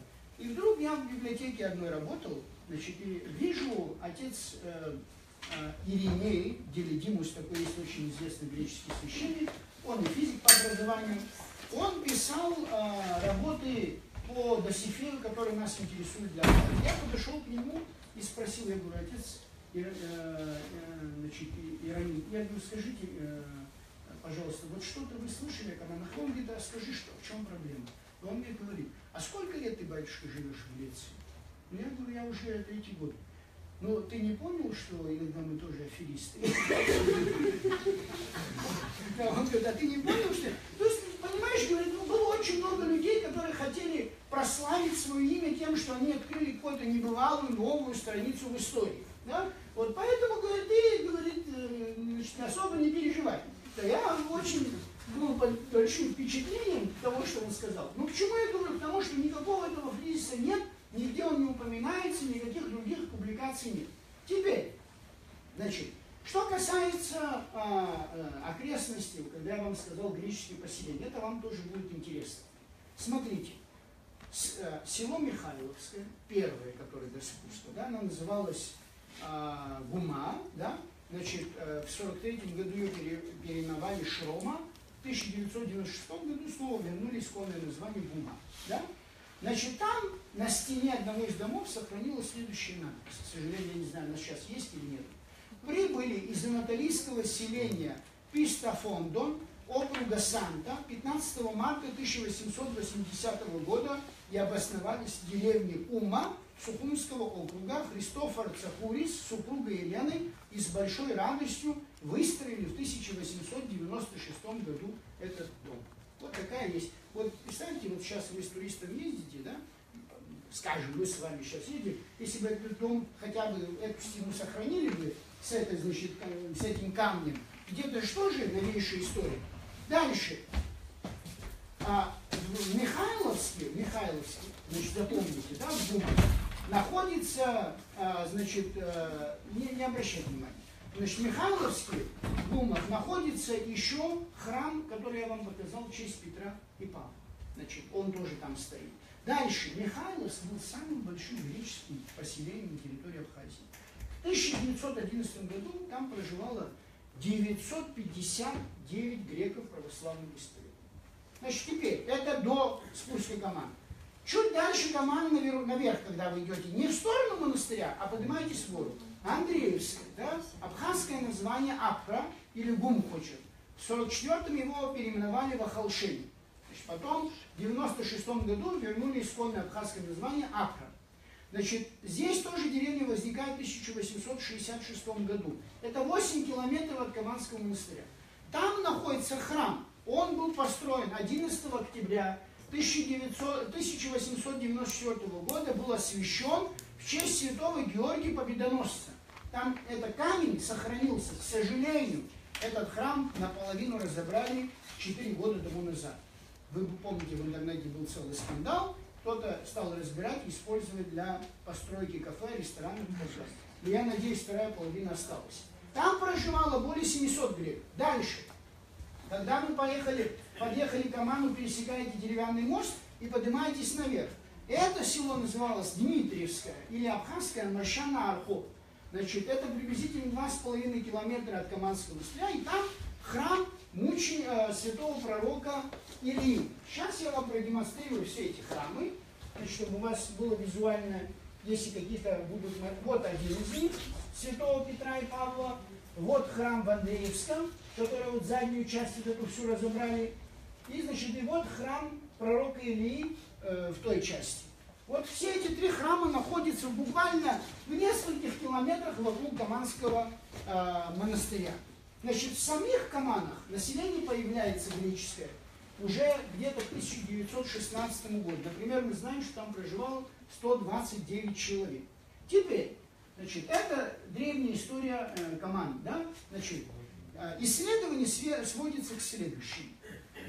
Сводится к тому, что мы сегодня точно с вами знаем, друзья мои, что святой Иоанн Златоуст умер не в Каманах армянских, есть и такой город, древнее название, не в Каманах абхазских, который появился в конце 19-го, а в Каманах понтийских или Гюменек современной в Турции, где он скончался. Потому что, я еще раз повторяю, помимо фотографий, у нас есть описание 17 века патриарха антиохийского Макария, который, араб по происхождению, значит, следовал из Сирии в Россию. Он, значит, много раз бывал в России, кстати сказать, был в Абхазии, оставил великолепнейшее описание, которое мы до сих пор используем. Эта рукопись находится в Ватикане. Слава Богу, она была опубликована в 1905 году в переводе на русский язык. И это уникальнейшее описание, которое мы всегда используем для изучения 17 века. Так вот, он был в Каманах понтийских. Он говорит, мы приехали в тот день, зашли в храм мученика Василиска, там находилась гробница Иоанна Златоуста, мы ей поклонились и так далее, и так далее, и так далее, и так далее. Теперь, значит, смотрите, откуда слово «каман»? Запомните, пожалуйста. Не пишите и не говорите «каманы» через букву «а».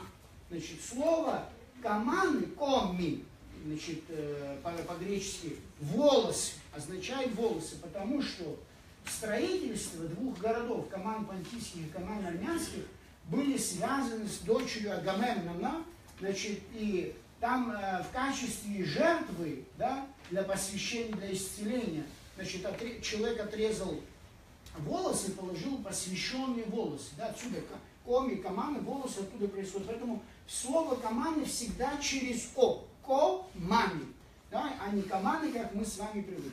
Таким образом, нет никаких сомнений. Теперь вы мне скажете, отец Дорофей, ну хорошо, нет никаких сомнений, теперь что нам делать? Когда вы вводите экскурсию туда, вы должны говорить следующим образом, да? Что есть абхазская версия места кончины святого Иоанна Златоуста, которая существует, если мы сейчас где-то около порядка 120 лет, да? Она возникла в конце 19 века, да, до этого стояли там древние храмы. Да, находился источник святого Василиска, который мы сейчас называем святым Василиском. Мы дойдем до этой темы, да? Но мы не знаем, в честь кого были эти храмы и в честь кого был этот источник. Все это христианские святыни. Просто они не имеют отношения к Иоанну Златоусту, к святому мученику Василиску. К ним не имеют отношения. То, что они христианские святыни, и то, что саркофаг там был, ни у кого никаких сомнений нет. Да? Вопрос состоит, что кому мы стали его приписывать. Вы сейчас это увидите здесь, значит, в ходе... Да? Сейчас я скажу. Да, я сейчас скажу, дойду. Таким образом, значит, вы говорите о том, что вот эти святые, потому что иначе получится как? Приведут человека, Новый Иерусалим есть под Москвой, если вы знаете, да? Такой огромный монастырский комплекс, где при патриархе Никоне повторили Иерусалим. Да? Вот если вас приведут туда и скажут, вы знаете, вы находитесь в Иерусалиме, на Святой Земле, здесь находится гробница, ну, вы скажете, в сюрреализме мы живем в реальности, в Подмосковье, то есть, понимаете, нельзя, это может до бреда дойти, да, нельзя, то есть Новый Иерусалим, да, такая версия возникла, предание, традиции и так далее, но мы хорошо и четко знаем, где находится Иерусалим и что там находится, мы все с вами знаем. То же самое в отношении команд. Мы абсолютно точно знаем, где это находится и как это находится. Более того, что карты, которые я вам демонстрировал, и у меня были карты, в которых видно, что французские ученые, значит, греческие ученые, они же и до меня работали. Вы поймите, что я же не один только этим занимаюсь. Вот, например, их карта, которую они составляли. Видите, пожалуйста, значит, это греческая карта. Эта книга вышла до меня. Вот маршрут и заканчивается в Каманах понтийских, а в Каманы абхазские еще чуть выше. Дальше, следующая карта, знаменитая значит, французской исследовательницы, которая издала все работы в серии «Сурс Христиан», христианские источники, французское издание. Вот, пожалуйста, она тоже завершает жизненный путь Иоанна Златоуста здесь. Понимаете? То есть это не я выдумал, я просто завершил эту работу. Дальше. Теперь, что касается монастыря. Монастырь называется дореволюционное время в наше время. Дореволюционное. Василиско-Златоустовский общежительный женский монастырь. Он функционировал, запоминайте, с 1898 предположительно до 1924. Вы поняли, да? Как он возник? Очень просто. Многие женщины, которые помогали ему в Афонскому монастырю, когда узнали, что появилась версия команд абхазских, они решили устроить там обитель. На территории Абхазии 4 монастыря функционировали в дореволюционное время. 2 мужских и 2 женских. Мужские какие? Новоафонские и Дранские. Женские? И Моквский, да. Значит, вот 4 монастыря мы с вами имеем. Они приезжают, создают там обитель. И вот, пожалуйста, в 1900 году они восстанавливают храм, освящают. В 1901 году официальный статус монастыря получает. Затем первой устроительницей Каманского монастыря была мать Анна. Затем, значит, мать Нина, которая была среди сестер Моквского монастыря. Вот, и так далее. Мы имеем число монахинь в начале уже 20 века, в середине 20 века от 150 до 200 колеблилось. Они строят вот тот трехэтажный корпус, я вам тоже сейчас продемонстрирую, который сейчас стоит, братский корпус. Потом несколько корпусов, кирпичный завод, пасеки и так далее, и так далее. Да? Единственное, что у них отсутствовало, на что они всегда жаловались, это ограда. Да? Вот не было, все-таки эта местность была в запущении, запущена, и не было ограды. И, значит, теперь, что касается, одна такая интересная деталь. В Греции мне удалось, одна семья, я вам уже рассказывал, сохранила копии архива, который сгорел здесь в Сухуме. Вот один из документов, где сестры жалуются на матушку Нину, значит, да, жалуются. Ну, понятно, что там клевета превалирует, нежели правда, да, и там сказано, в чем они ее обвиняют. Матушка Нина носит тюрюр, французские каблуки и пудрится. Так ли подобает вести себя игумене, да еще в таком пустынном месте? Значит, да, была такая вот, да. Значит, дальше. В 1905 году еще одна очень интересная деталь. Священник отец Александр Кременецкий, значит, приезжает в Абхазию, посещает Каманы. Он тот человек, который первый пишет, по крайней мере, из известных нам, пишет первую книжечку, посвященную Каманам абхазским. Значит, эта книжка издавалась несколько раз. У меня в данном случае второе издание. Значит, сейчас, вот, пожалуйста, видите? Место блаженной кончины погребения святого Иоанна Златоуста и Василиска Златоуста, общежительный женский монастырь, как они любили длинное название, значит, в Абхазии, да, составитель священник Александр Кременецкий, Воронеж, 1908 год. Эта книжка в 2 экземплярах, слава Богу, хранится и в нашем архиве. Так вот, этот человек дает подробное описание, где там что находилось, какие кресты были обнаружены в Каманах, археологические работы и все такое, такое и так далее. Да, свою версию он выдвигает, значит, что там существовало. В эту книжку, слава Богу, она на нашем сайте, значит, еще раз вам напоминаю, значит, АНХ, да, АНХ.орг. Вот. Значит, и там раздел есть библиотека, и в библиотеке есть раздел дореволюционной книги. Да, кстати, я в прошлый раз забыл, друзья мои, запишите, пожалуйста, кто не в друзьях, запишите Facebook адрес, да, Дорофеус, потому что все эти материалы вы многое там будете видеть. Дорофеус 2. Зададите, значит, в Фейсбуке и дадите запрос, включим вас в друзья, и будете видеть все эти материалы, причем я бываю во всех этих местах, иногда делаю прямые трансляции. Дальше. Значит, вот здесь хочу обратить ваше внимание на следующее.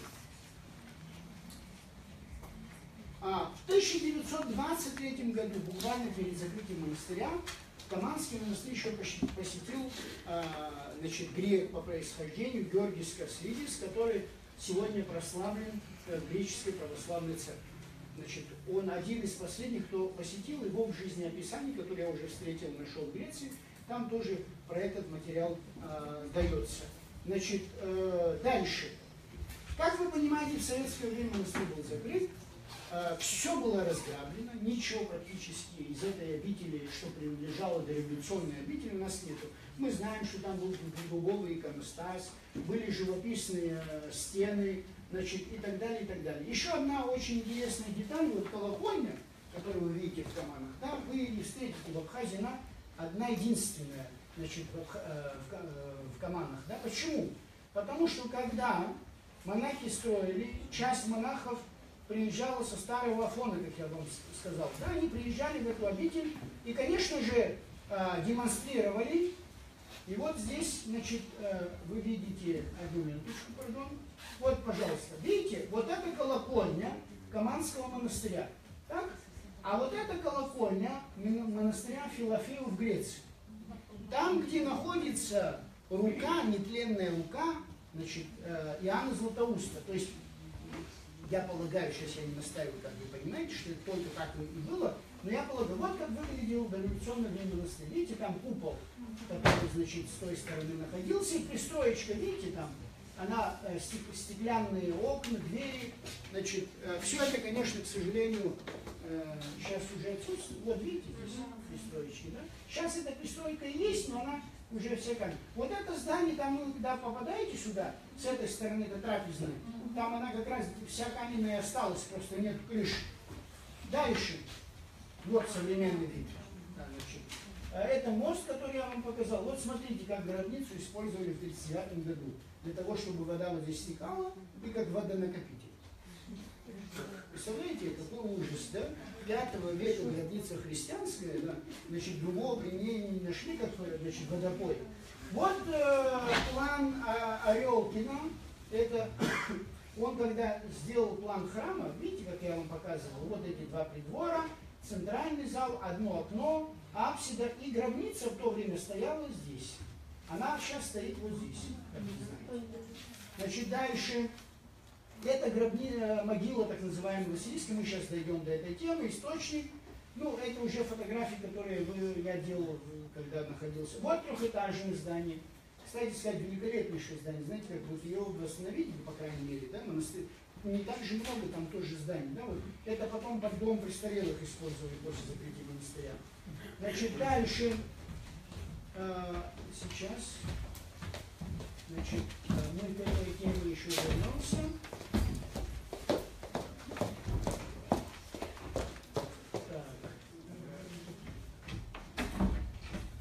Вот нетленная рука святого Иоанна Златоуста. Видите, как 1600 лет прошло с того времени, просто здесь не очень хорошо видно качество. Она практически там все, кожа, кости, все сохранилось. Эта рука находится в монастыре Филофея на Святой горе Афон. Значит, дальше.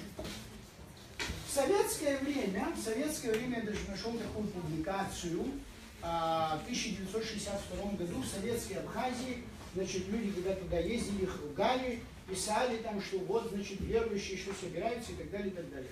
В советское время, запомните, на месте Каманского монастыря находился дом престарелых, который функционировал буквально до последней войны. Теперь, что касается новой истории, да, возрождения Каман. Запомните, пожалуйста, в 1988 году при финансовой поддержке начальника строительства сельского хозяйства Юрия Ануа, который был убит во время войны, как вы знаете, да, было начато восстановление Каманского монастыря. В 1990 году его восстановили, в ноябре 1990 года его осветили. Значит, и с этого времени там стал служителем монах Андрей Курашвили, который тоже погиб во время войны. Я вас очень прошу, в отношении всякого рода спекуляций, которые грузины очень часто любят в этом отношении, вот абхазцы пришли, убили там всех монахинь, убили батюшку, они хотят теперь его прославить и все такое. Друзья мои, это все спекуляции. Война есть война, пуля не выбирает, батюшка он или простой человек и так далее. Там было очень много инцидентов. Я надеюсь, какую-то часть из них мы знаем.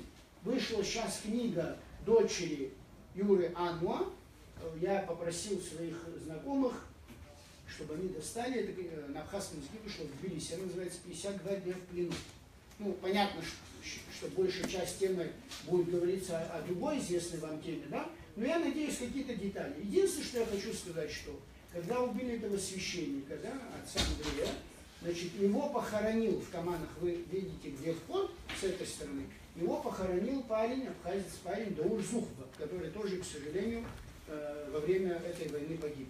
Вот. Поэтому все эти спекуляции по поводу того, что, значит, абхазские воины там зверствовали и все остальное, я вас очень прошу, я говорил со всеми практическими людьми, которые руководили операцией в Каманах, командирами и так далее, пока схожей информации, да, у меня нет, но общая картина из того, что я услышал, сложилось такое впечатление, что было очень много провокаций. И особенно со стороны новых монахинь, которые туда прибыли. То есть, понимаете, зачем нужна была эта провокация? То есть идет война, ты идешь, открываешь там женский монастырь и поселяешь туда женщин-монахинь. Зачем?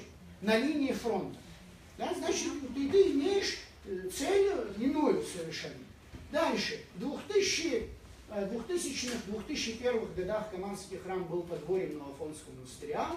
Значит, теперь 9 октября 2001 года было принято решение, значит, по инициативе вашего покорного слуги, и был открыт Каманский монастырь, я стал тогда его настоятелем.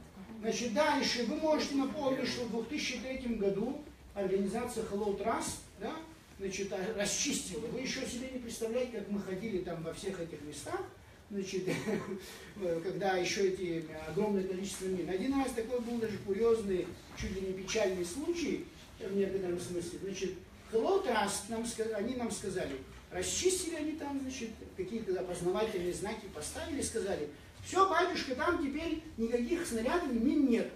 Ну и мы решили, значит, колючку убрать, поджечь, и чтобы было красиво, чисто.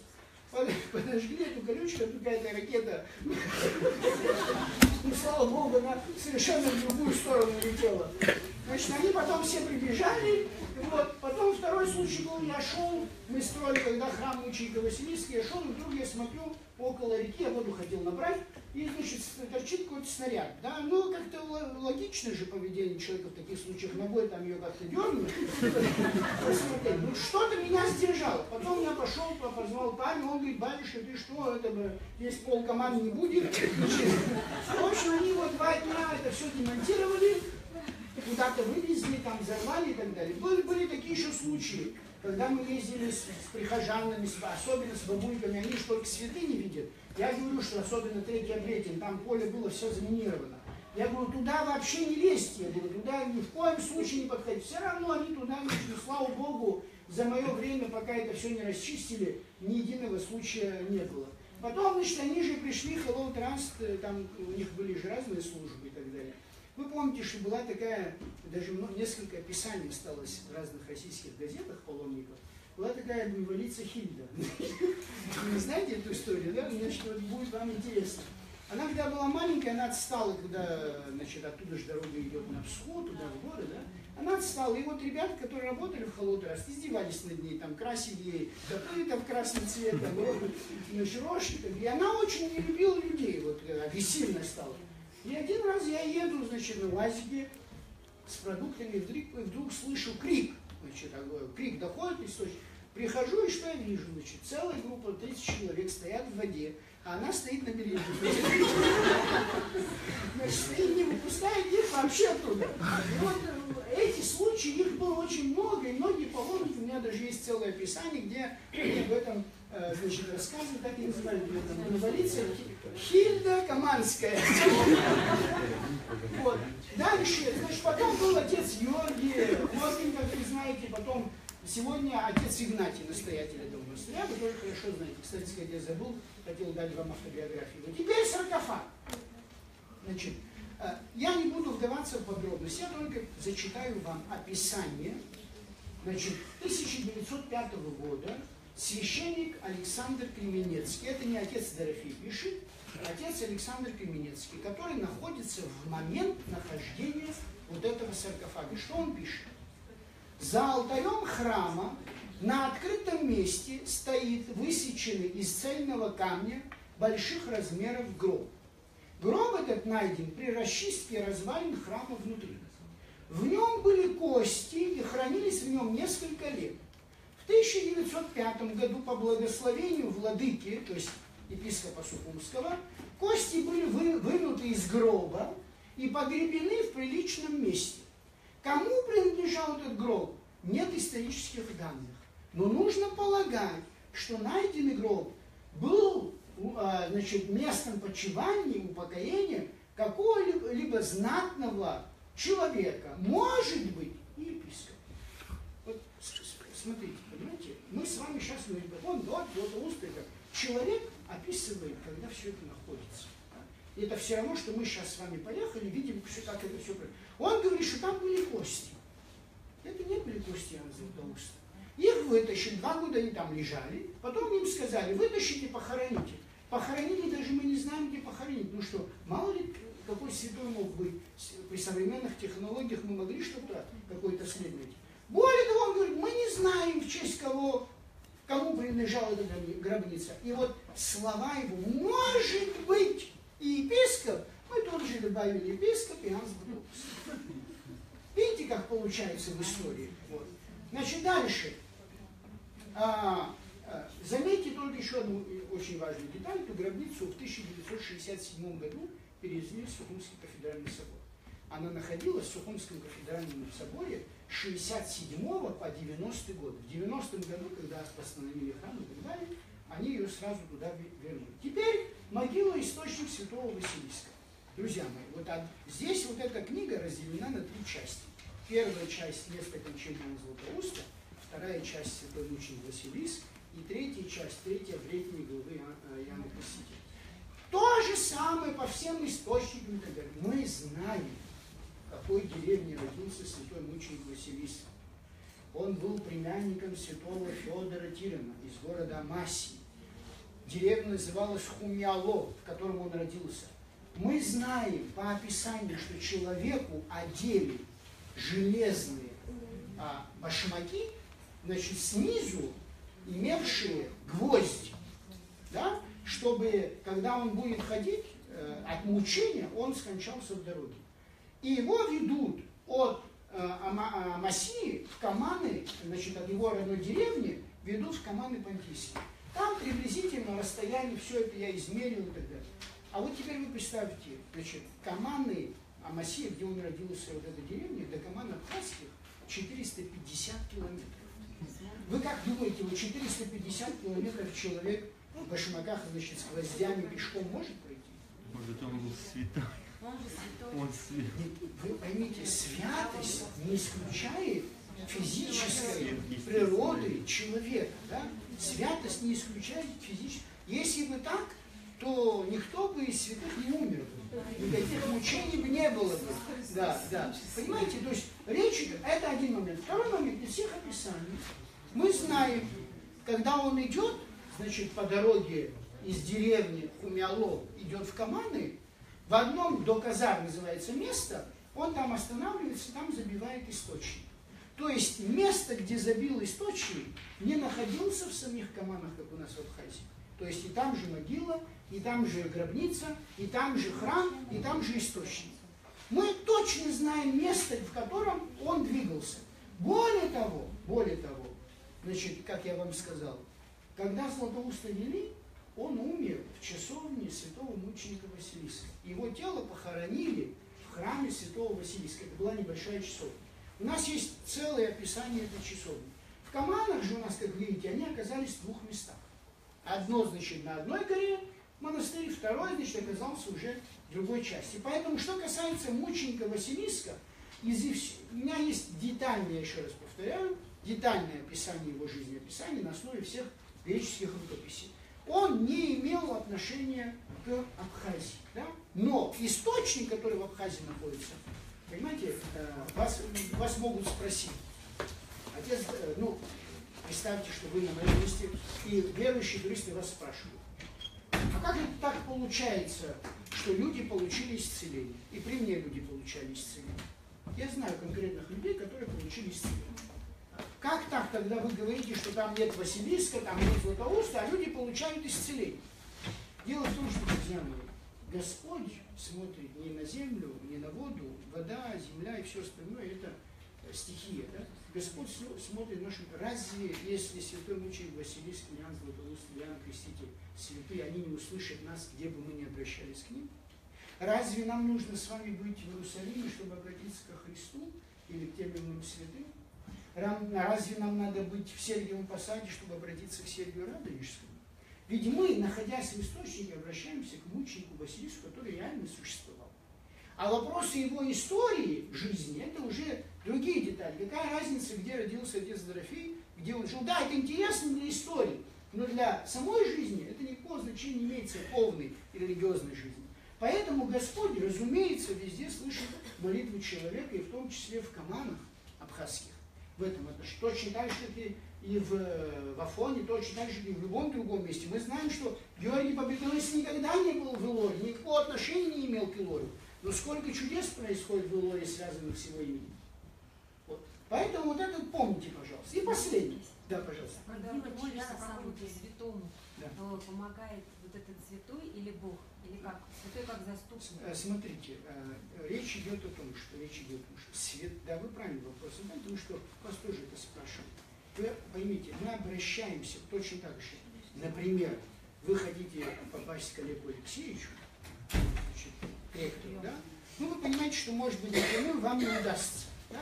И вы кого-то просите, говорите, я вас очень прошу, ну, скажите, так сказать, словечко, да, посредник. Вот святые выполняют функцию посредника. Сами они по себе не дают никакого исцеления и помощи. Исцеление и помощь дается благодатью, которая действует через них. Да, или энергия, как мы говорим, да? Энергия, которая действует через них. Да? Само по себе, вот этот принцип всегда помните, что да, через них мы всегда обращаемся к Богу. Точно в равной степени, как и абхазы делают за всеми молебствами и традиционными, да, обрядами, когда они всегда, почему на первом месте всегда стоит тост и обращение к единому Богу. И потом они говорят Ай-Хазичу или обращаются Айргнаха, Айтарнаха и так далее. Да? Потому что они понимают, что главный источник он. Это все равно, что лампочка. Лампочка не может быть святой, но если там нет энергии, это лампочка. Да? Она такая же, она не светит, ничего не дает. А? Чья могила в Каманах, Василиск Каманский? Кто там? Да, теперь я еще раз говорю, что касается могилы. Могилы, как вы видите, из описания Чернявского середины 19 века и всего остального, не было никогда никаких могил в Каманах. Благочестивые прихожане выстроили, даже описание монастыря нам не дают могилы. Даже описание самого монастыря, благочестивые прихожане как делают, и при мне это делалось. Например, когда мы чистили гробницу вокруг мученика Василиска, пришел один паломник и полил маслом с ароматом. Да? Значит, да, запах же, ты полил. И вдруг один из студентов приходит, батюшка, говорит, там, говорит, мироточит гробница. Значит, мы приходим, действительно чувствуется запах, да? Но мы не видим, как бы, откуда оно происходит. Мы же не знали, потом подходит этот человек благочестивый, говорит, батюшка, ну я так решил, что вот какое-то благоговение проявить.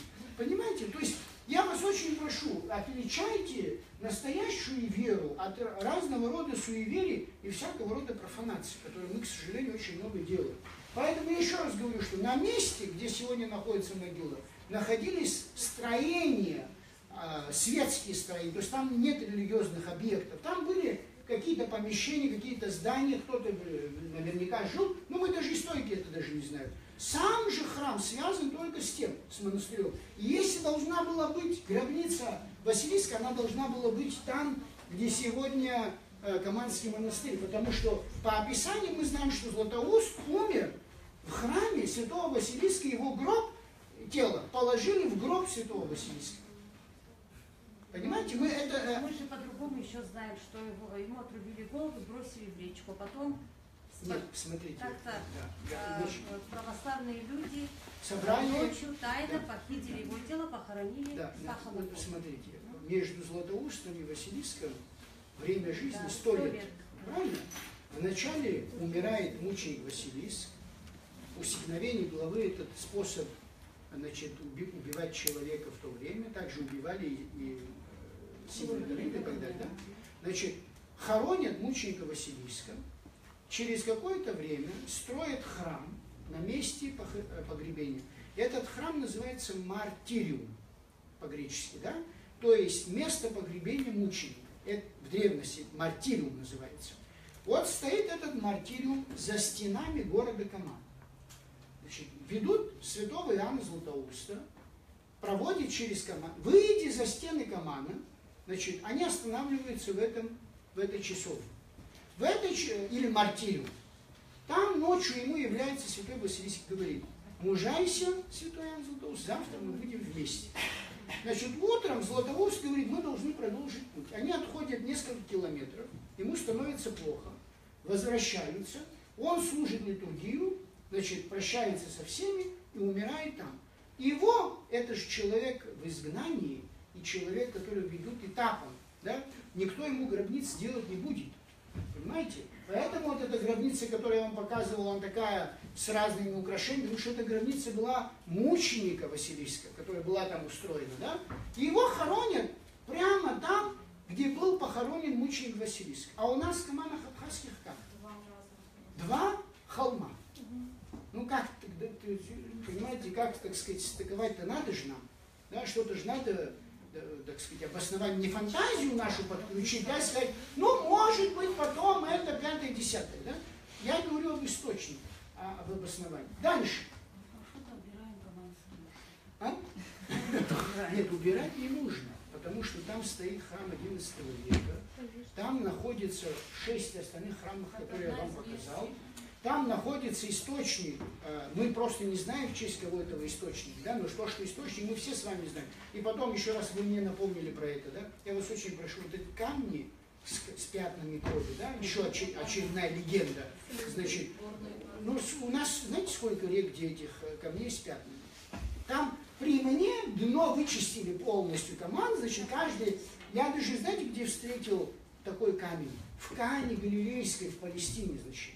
В Кане захожу, и там под стеклом один камень, это вот из Нового Афона и так далее. Друзья мои, ну вы представьте себе, что это мы с вами современные паломники выбираем эти камни, а что до нас, если люди знали, что это с крови мученика, то там 250 раз глубже было бы за, значит, 2000 лет христианства и паломнических поездок по святыням Абхазии. Поэтому не делайте профанацию веры, да? Не надо обманывать людей.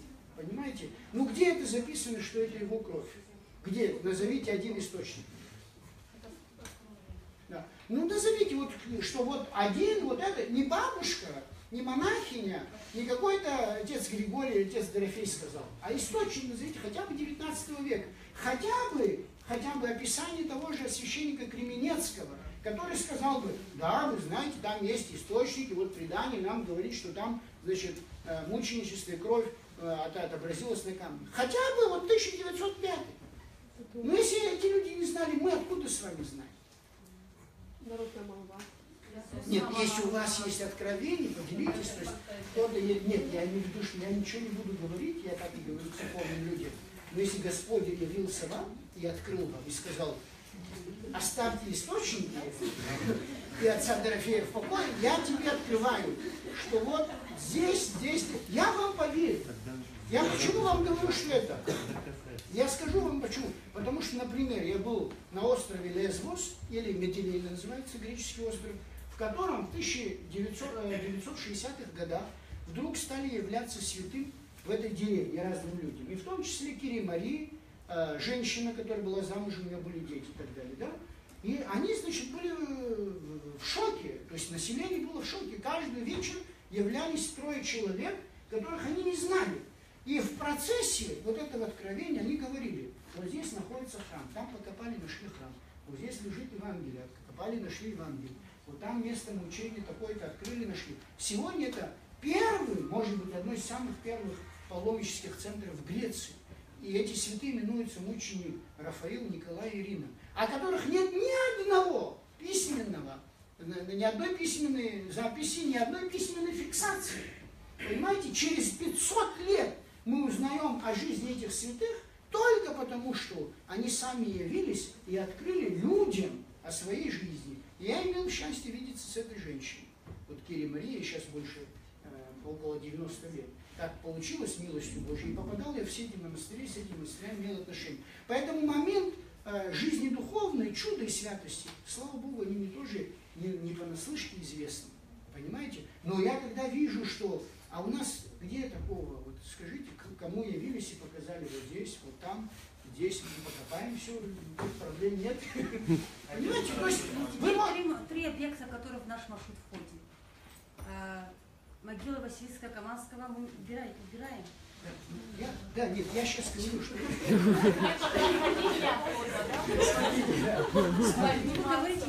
Я говорю о том, что вы должны говорить, что есть абхазская версия. Да, вы должны говорить о том, что на самом деле источники и все остальное находится вот там. Но пришел один так называемый археолог, которого мы так и не нашли, кто он и так далее. А вы поедете так? Да? Если я вам скажу, что это абхазская Я не поеду, версия, конечно. Вот, а как мы попадем? Я с удовольствием поеду в Каманский монастырь. Смотрите, да? Я поеду с удовольствием в Каманский монастырь. Каманский монастырь с удовольствием поеду. Потому что я хочу увидеть храм XI века, я хочу увидеть гробницу христианскую V века, я хочу увидеть частицу мощей святого Иоанна Златоуста, который находится на иконе в Каманах. Я хочу увидеть другие святые, там много святых. Это в храме, да. В храме, а вот... Мы-то говорим, что там находится гробница и могила. Я вас очень Наш понимаю. маршрут они входят. Мы по лестнице поднимаемся к могиле. Там Сейчас я вам скажу все про там это. есть, но мы... Я не особо не хочу туда подниматься.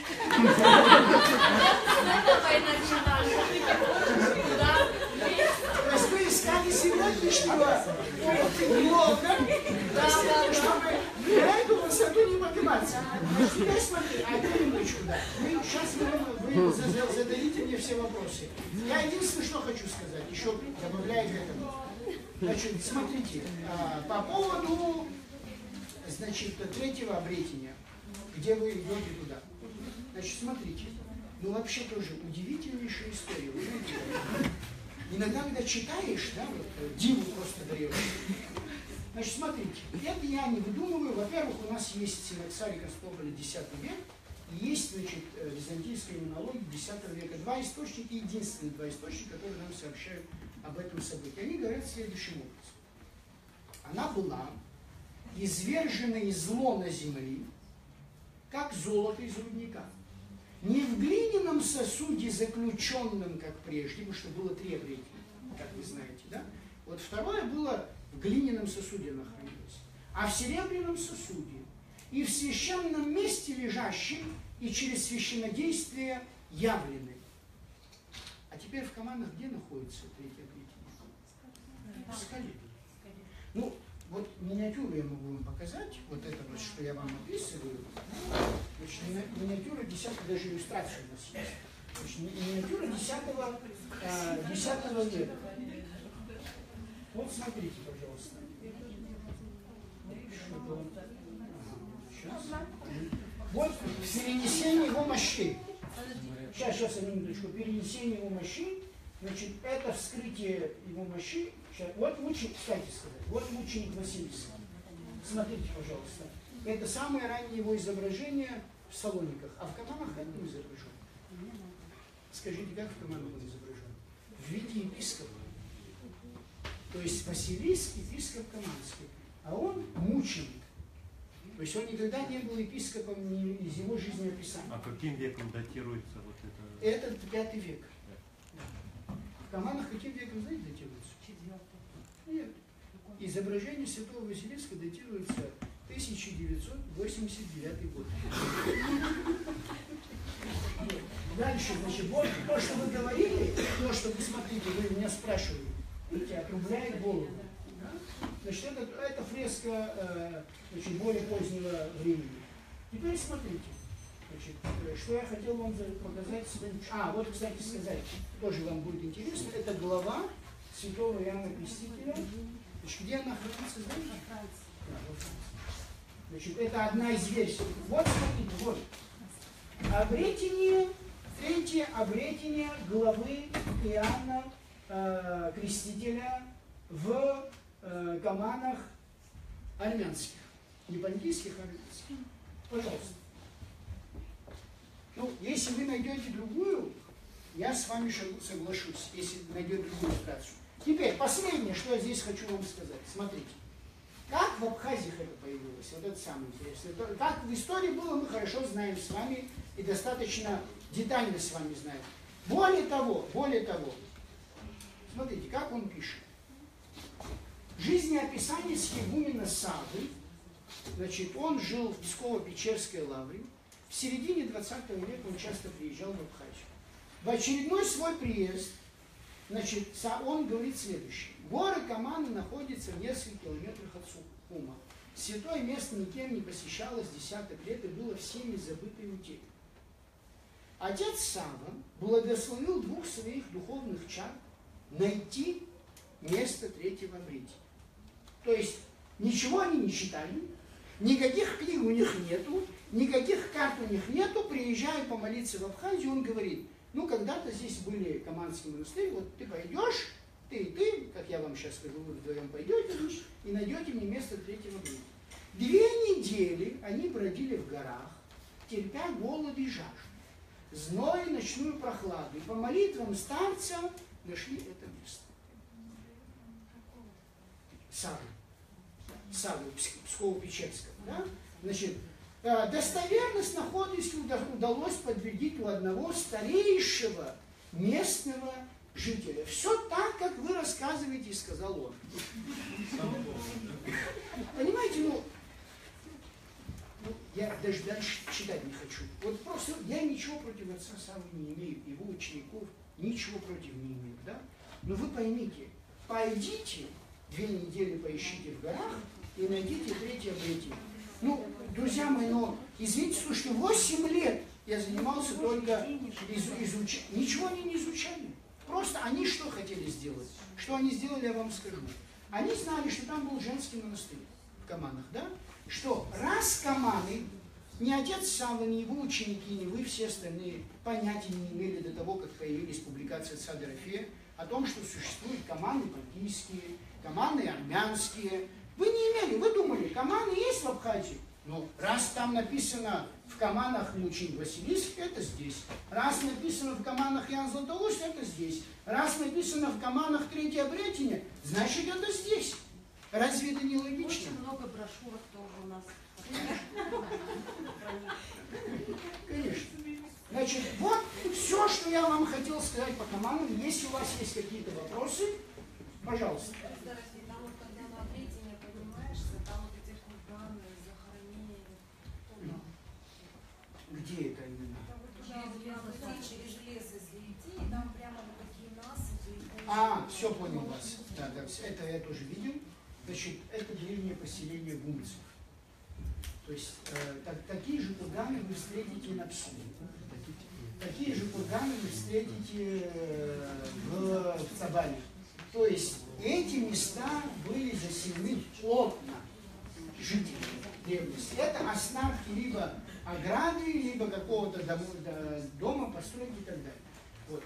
Это не могилы, ничего. Да, это когда население ушло туда. Вот тут я еще хочу обратить ваше внимание. Кто из вас видел фильм, сняли вот сейчас буквально год, кажется, тому назад, православная студия «Канон» сняла фильм «Святыня Абхазии». Вы видели этот фильм? 25 лет. Христианство в Абхазии как? Нет, это мы снимали.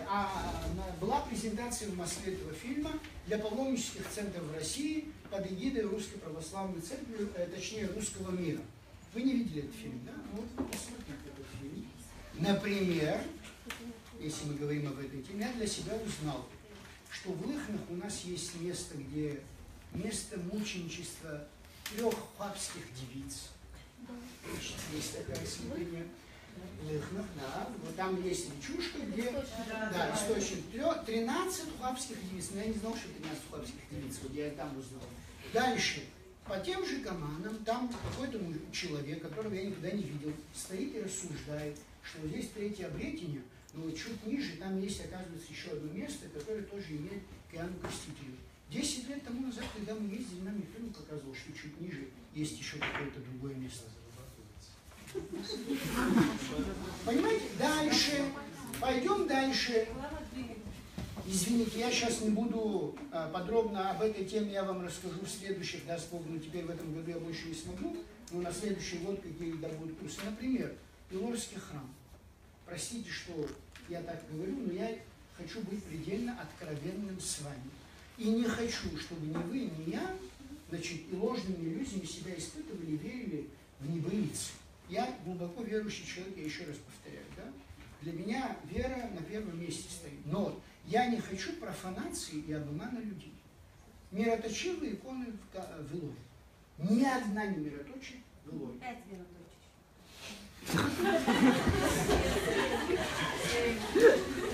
Значит, друзья мои, вы будьте внимательны к разным публикациям. Значит, во-первых, я был во всех главных святынях христианства в мире. В Иерусалиме, в Палестине, на Синае, в Риме, в Константинополе и так далее, это Афины, Афон и так далее. Те места, где вы знаете, сколько святынь? Афон, знаете, сколько святынь обладает? 20 монастырей. Но это сокровище. Я еще нигде, включая гроб Господень, Иерусалимский храм, в котором я служил ночью с греками, они, значит, вместе с ними, да? И в Синае мы служили, где и наверх, я еще нигде в мире не видел, чтобы в одном храме мироточили столько икон, сколько мироточили в Илорском храме. Теперь смотрите, недавно появилась публикация одного русского паломника, который издевается над нами с вами и правильно делает. Он говорит, да, был я в Илорском храме, дивный храм, безусловно, и увидел там, значит, мироточище, правда, следы кисточки еще видны. Значит, друзья мои, я еще раз повторяю, да? Для чего и как делается, пусть каждый из нас ответит перед Богом, в том числе и мы священники. Но то, что, если вы хотите, и вы, и я, и вся Абхазия, и все наши гости хотят удостовериться в том, что эти иконы мироточие, давайте сделаем так. Значит, закроем Илорский храм, как это во всем мире делается, на месяц, оставим внутри иконы отца Сергия, перенаправим за пределы Илорского храма. На месяц закроем, почистим все иконы, аккуратненько поставим их, и через месяц мы придем с вами туда. Если одна икона из ныне мироточащих мироточий, я буду первый с вами, кто будет кланяться этой иконе, как мироточивой иконе. Дальше.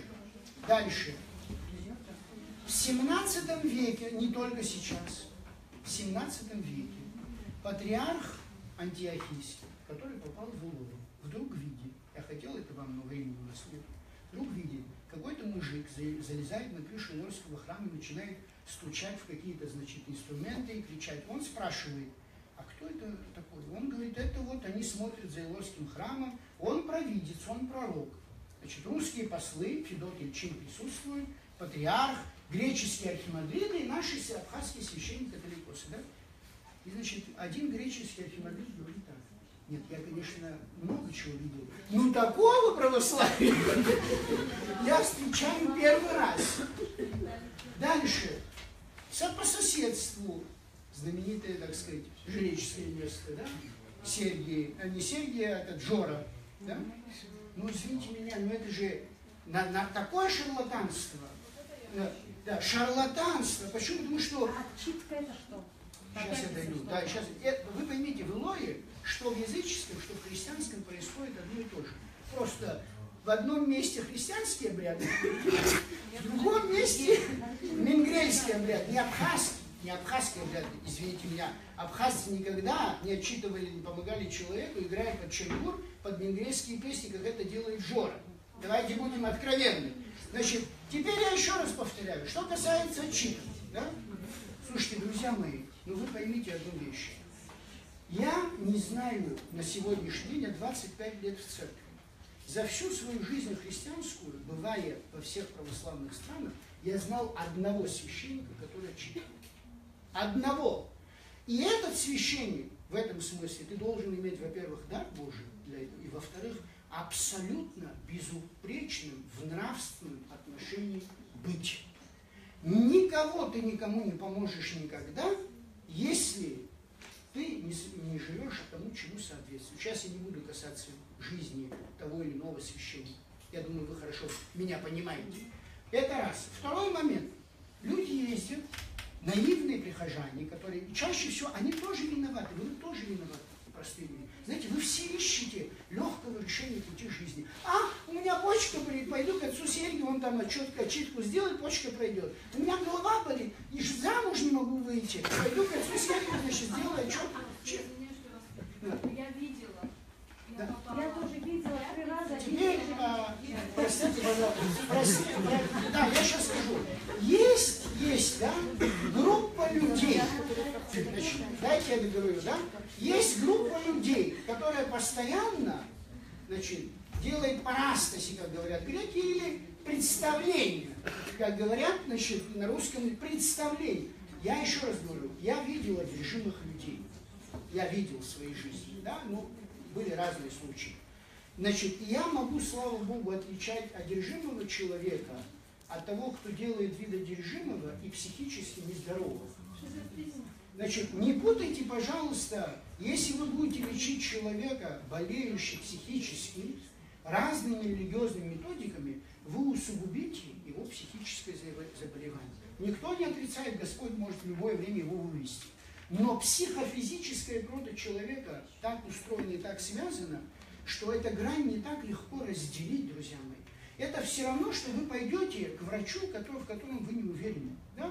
То есть вот хороший, получил образование, но никакого опыта нет. Он придет, он на вас будет экспериментировать. Ну давай этот попробуем, не получится, тот попробуем. Так нельзя с людьми делать, понимаете? И самое, сейчас одну минуту, и самое главное, ко мне же тоже приходят. Вот все, кто проходит через его, потом ко мне попадают.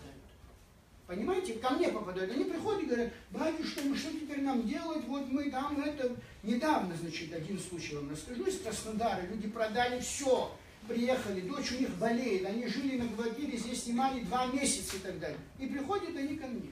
Значит, ей говорит, вот, ничего не помогло, она вот в таком положении, все такое. И, значит, батюшка, человек в таком состоянии находится, батюшка ей говорит, там осьминог я вижу себя, осьминог. Слушайте, никакой осьминог. Значит, и я говорю, вот психологию, посмотрите этих людей, я говорю, друзья мои, ну зачем вы мучаете себя и дочь, зачем вы мучаете? Вы ходите в тот храм, где вы живете рядом. Господь разве вас не услышит? И делайте все, что нужно, что связано с лечением человека по медицинской части. Если Господь посчитает, нужно будет. Но мы же с вами что хотим? Быстро получить. И вот я 2 часа этим людям объясняю. Через 20 минут он приходит, и он мне говорит, знаешь, говорит, батюшка, я там встретила в Очинчирах, говорит, дагестанцев, они сказали, что в Чечне есть мулла, он такую книжку делает. То есть они готовы и к мулле, и к батюшке, и к жрецу, и к буддисту, кому угодно. Лишь бы найти какое-то магическое решение этого вопроса. Но, друзья мои, ну так не бывает в вере. Понимаете, так не бывает в вере. Мы с вами разумные люди. Я еще раз говорю, вся практика лечения, особенно практика лечения, которая проходит у Жоры, заканчивается летальным исходом. Летальным исходом. Ну вы, разумные люди, вот здесь сидите. Если у человека умерло 7 своих детей, и жена у него умерло 7 человек детей у Жоры. Это он говорит в интервью. 7 человек, вы понимаете? То есть он не мог помочь своим детям, всем вам, и всей Абхазии, и всей Западной Грузии, и всей России помогает. Отчасти своим близким очень тяжело помочь. Отчасти очень тяжело помочь своим близким. Нет, вы знаете, нет, вопрос состоит в одном. Трезвомыслящий человек и религиозно сформировавшийся человек, у которого правильная шкала ценностей, как человеческих, так и религиозных, он знаете, как всегда думает, как в древности наши абхазцы предки говорили, да? Узкшаз, шпарка, зухом реально. То есть они, если бы все наши деды, прабабушки, все остальные при каждом случае бегали, хотя и тоже было, и сейчас тоже есть, да? Вы поймите одну вещь. Какие-то вещи в нашей жизни даются в качестве испытания. Я вам только что приводил Иоанна Златоуста. Да? Значит, я вам сказал, что слава Богу за все сказал. А вот он взял бы, к Сергию приехал бы, к Жоре, значит, помоги, вот сделай порчу на императрицу Евдоксию, чтобы я был спокойным. Или снимай, значит, еще что-то. Ну, друзья мои, ну мы же с вами... Тогда давайте Христа тоже снимем с креста. Зачем нужно распятие? То есть, другими словами, я хочу еще раз подчеркнуть. Религиозная жизнь, она несет совершенно другой оттенок. И самое главное, плачевно, знаете, в чем заключается? Да сколько бы мы с вами себе не помогли, каких бы врачей, священников, жрецов и всех остальных не использовали, момент смерти никто из нас с вами не избежит. Никто. Ни вы, ни я, никто бы другой, сколько бы на этой земле не прожил и что бы ни сделал. А если есть момент смерти, для чего использовать все средства для продления там 2 лет или 3 лет? Для чего? Если вы знаете, что вы непоправимо навредите своей душе. Травмируете себя, как людей. И самое главное, вот я еще раз говорю, поэтому, а вы говорите здесь гробница, там вода, ну, пожалуйста, я вам Это не мы говорим. Это нет, я понял, да, я понял. Еще один момент, что касается Лори, чтобы не было у вас ложных иллюзий. Никогда не было святого Георгия в Лоре. Меня часто спрашивают в интернете, экскурсоводы, паломники. Никакой гробницы святого Георгия там не было. Святой Георгий являлся. Значит, в Лоре есть описание, которое я нашел, описал и так далее. Но то, что вы сейчас слышите, там стояла его палатка, здесь был его дом, колодец был его и так далее, это все мифы, которые возникли последние 10 лет. Мы знаем, где находится гробница, мы знаем, где родился святой Георгий Победоносец, современная его гробница находится в Лидии, мы знаем все части его останков, где они все находятся. Мы это все хорошо и четко знаем. Поэтому не нужно, понимаете, Илорский храм делать выше храма гроба Господня. И делать так, что вот в мире столько христианских народов и столько святых, оказывается, больше, чем Илорский храм, ничего у нас, оказывается, нет. В мире. Все же есть же эти точащие. Да. А? Вообще существует верующие? Да, существует. Значит, что касается... Да, значит, я еще раз говорю, что касается чудес, да, я еще раз вам говорю, что существует и мироточащие иконы, и очень много невиданных, на самом деле, сверхъестественных, да, вещей происходит в нашей жизни. В том числе ваш покойный слуга многие из этих моментов переживал. То есть я не говорю теоретически по книжкам, где-то я какое-то житие читал, да? Сам я тоже много чего видел в своей жизни. Но я еще раз говорю, что... Например? Да, ну, знаете, я не хочу личным опытом делиться с вами, да? Почему? Потому что потом пройдет время, меня не будет, значит, что-то вы узнаете, что-то вы почитаете. Но я не хочу сейчас говорить о своем личном опыте. Я еще раз говорю, что каждый священник, каждый верующий человек свое сакраментальное отношение с Богом должен иметь внутри себя. Если он будет рассказывать всем вам, Господь его за одночасье лишит всего этого. Почему? Потому что слава. И он говорит, отец, не вытащил икону, значит, святый и все остальное. Не надо, мы все люди с вами грешные, в том числе и наш покойный слуга. Если что-то нам дается, Господь по тем или иным причинам. Мне в данном случае, просто я еще раз говорю, повезло в том смысле, что я оказался там, в Греции, с одними людьми, у которых вот этот опыт богообщения был. Понимаете, не я приобрел его, а их опыт богообщения показал мне его. Вот. Слава Богу, имел такую возможность. Да, пожалуйста. У меня такой вопрос. Я думаю, что вы, наверное, часто здесь слышите, люди, которые обладают определенной какой энергией, то есть экстрасенсы, и все остальное. То есть даже с точки зрения медицины объяснить их, то есть как все это проявляется, даже способности медицина не может. Как вы к этому относитесь? Значит, что касается теперь вот такого, вы поймите, друзья мои, я же не сказал вам, что я отрицаю наличие сил зла в этой жизни. То есть хорошей энергии, плохой энергии. Я же вам не сказал, что не существует ни лукавого, ни демона, ни всего остального, что за всю историю человечества так много было мучений, страданий и всего остального, что мы с вами переживаем. Мы же иногда задаемся вопросом, почему это происходит. Да? речь не идет об получении исцеления. Не всегда это шарлатанство. То есть есть люди, которые на этом просто деньги зарабатывают. Да, вот есть какие-то гадалки в Удаутах, в Гамле, еще где-то. Я с точки зрения там вот как человек, люди, которые там гадают, очень то есть я имею в виду тех людей, которые, например, на определенном расстоянии могут двигать. Да. Они, это разницы нет, вы поймите. Я еще раз говорю, никто бы из нас, из вас или из тех, кто ходит, не ходил бы к этим людям, если бы они не испытывали. Вы поймете через 2 дня и скажете всего хорошего. Вопрос идет о том, что какие силы вас лечат. Понимаете, почему? Потому что силы зла, они вас вначале вылечат, а потом вас приведут к самоубийству. Как это происходит с Жорой? Я могу поименно вам назвать вот сейчас 10 человек, которые закончили жизнь самоубийством, среди которых есть и в том числе мои родственники. Могу вам назвать, которые проходили этот курс лечения. Но что-то это не должно нам об этом говорить. Ну вот как вот, бывает же, что люди в суда слабые. Как им лечить Смотрите, значит, не путайте 2 вещи. Ахтратау И шизофрения. Ансадитау и шизофрения. Когда человек немножко, скажем так, недоразвитый, да, мы говорим, да? На самом деле человек таким не является. Эта болезнь в Абхазии появилась под влиянием ингрецкой в Западной Грузии. У нас нет никаких описаний всего того, что делает сегодня Жора. Нет у нас описаний. Понимаете, я в Гудаутской, по крайней мере, части Абхазии до последнего времени ни разу не встречал. Даже в практике. А сейчас вы приедете на Бзым, вы приедете в Гудауту, в Гагу, в Псо даже приедете, вы все это встретите. Я еще раз говорю, что есть, как человек, когда заболевает, вот скажите, мы можем рак вылечить во всех случаях? Нет. А есть случаи, когда мы можем вылечить? Да. А мы можем с вами предугадать, что это точно вылечится? Нет. А что мы делаем? Делаем все возможное и все зависящее от себя. Остальное мы говорим, да?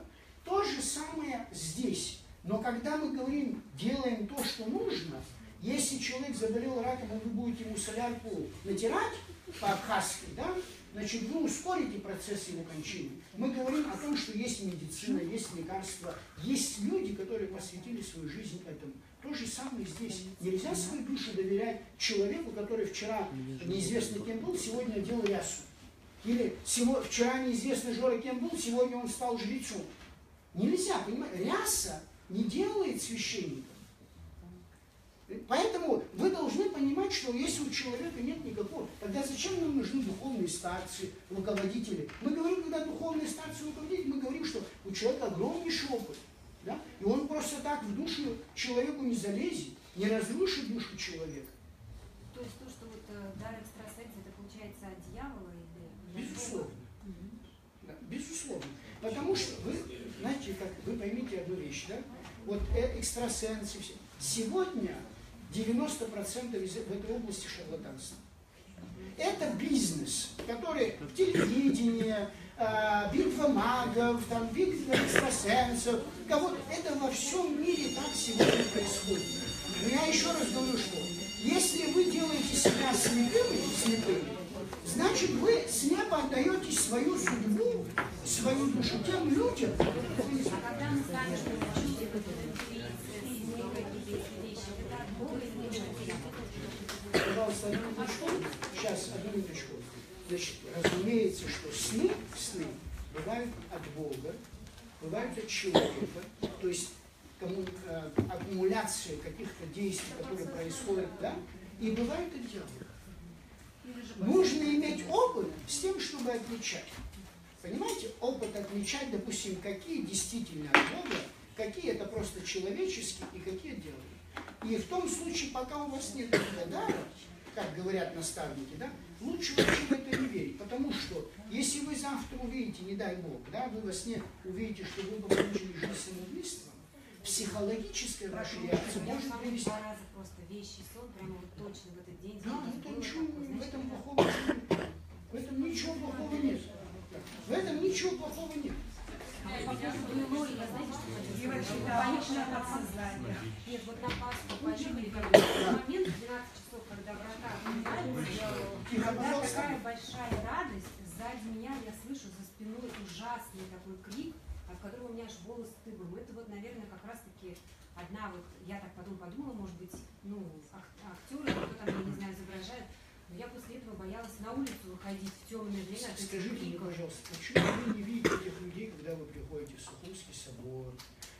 Замечательный священник служит отец Александр Войтар. Я вот Почему вы не видите? заподозрила, я Вы в заподозрила, Афонском да. монастыре. Мне было страшно. А почему вы не задаетесь вопросом, почему вы вот этих людей, почему-то вот эти ужасы, А говорят, святое место, это святое место. то есть поэтому там только все в Лоре вылечиваются, святое место, да, да? да. Больше нигде нет. Да. А Симон Канонит, кто, ответьте мне, пожалуйста, кто, если мы рассматриваем ранг святых, кто выше, Симон Канонит или святой Георгий? Ученик Христа самого. Ну, теперь давайте скажем о святом Пантелеймоне, тем более целителе. Ну, понимаете, то есть вы как-то стараетесь все-таки, да, Я понимаю, логически. страшно, просто страшно. Люди туда приходят, они в это верят. И что, вместо того, чтобы чувствовать такое, когда... Они в это, нет, я еще раз говорю, они в это верят, потому что это пропагандируется отцом Сергием. Пропагандируется. Вот не будет завтра отца Сергия в этом храме, всего этого не будет. Появится он в другом храме, там это будет. Слушайте, я же не из... Вы меня простите, что откровенные вещи приходится говорить, но я же не из Марса, так сказать, спустился на территорию Азии. Я батюшек всех, отца Сергия, лучше, чем всех вас знаю. И я вам приводил сегодня пример о том, что я пишу жизнеописание. И он же скворчили же тоже. Сухуми. Нет, настояние был. Да. Я с ним ездил, когда его туда назначал. Да, ну что-то там. Давай.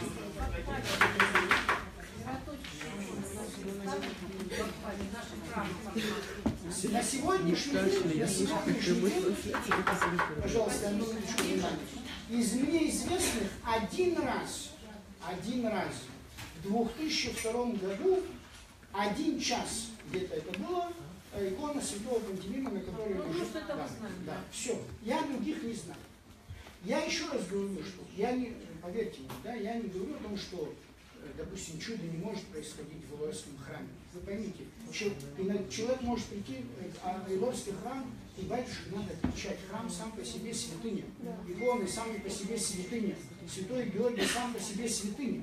Да, вы не путайте, если происходит исцеление. Вот недавно, допустим, было исцеление, да, от раковых заболеваний в Новофорском монастыре. Я какое отношение к этому имею? Никакого. Человек пришел, помолился Господу, и Господь за что-то дал ему. Но если я скажу, вы знаете, только ко мне придите, я источник этого исцеления. Вы понимаете, это же кощунство. Можно еще один вопрос? Да.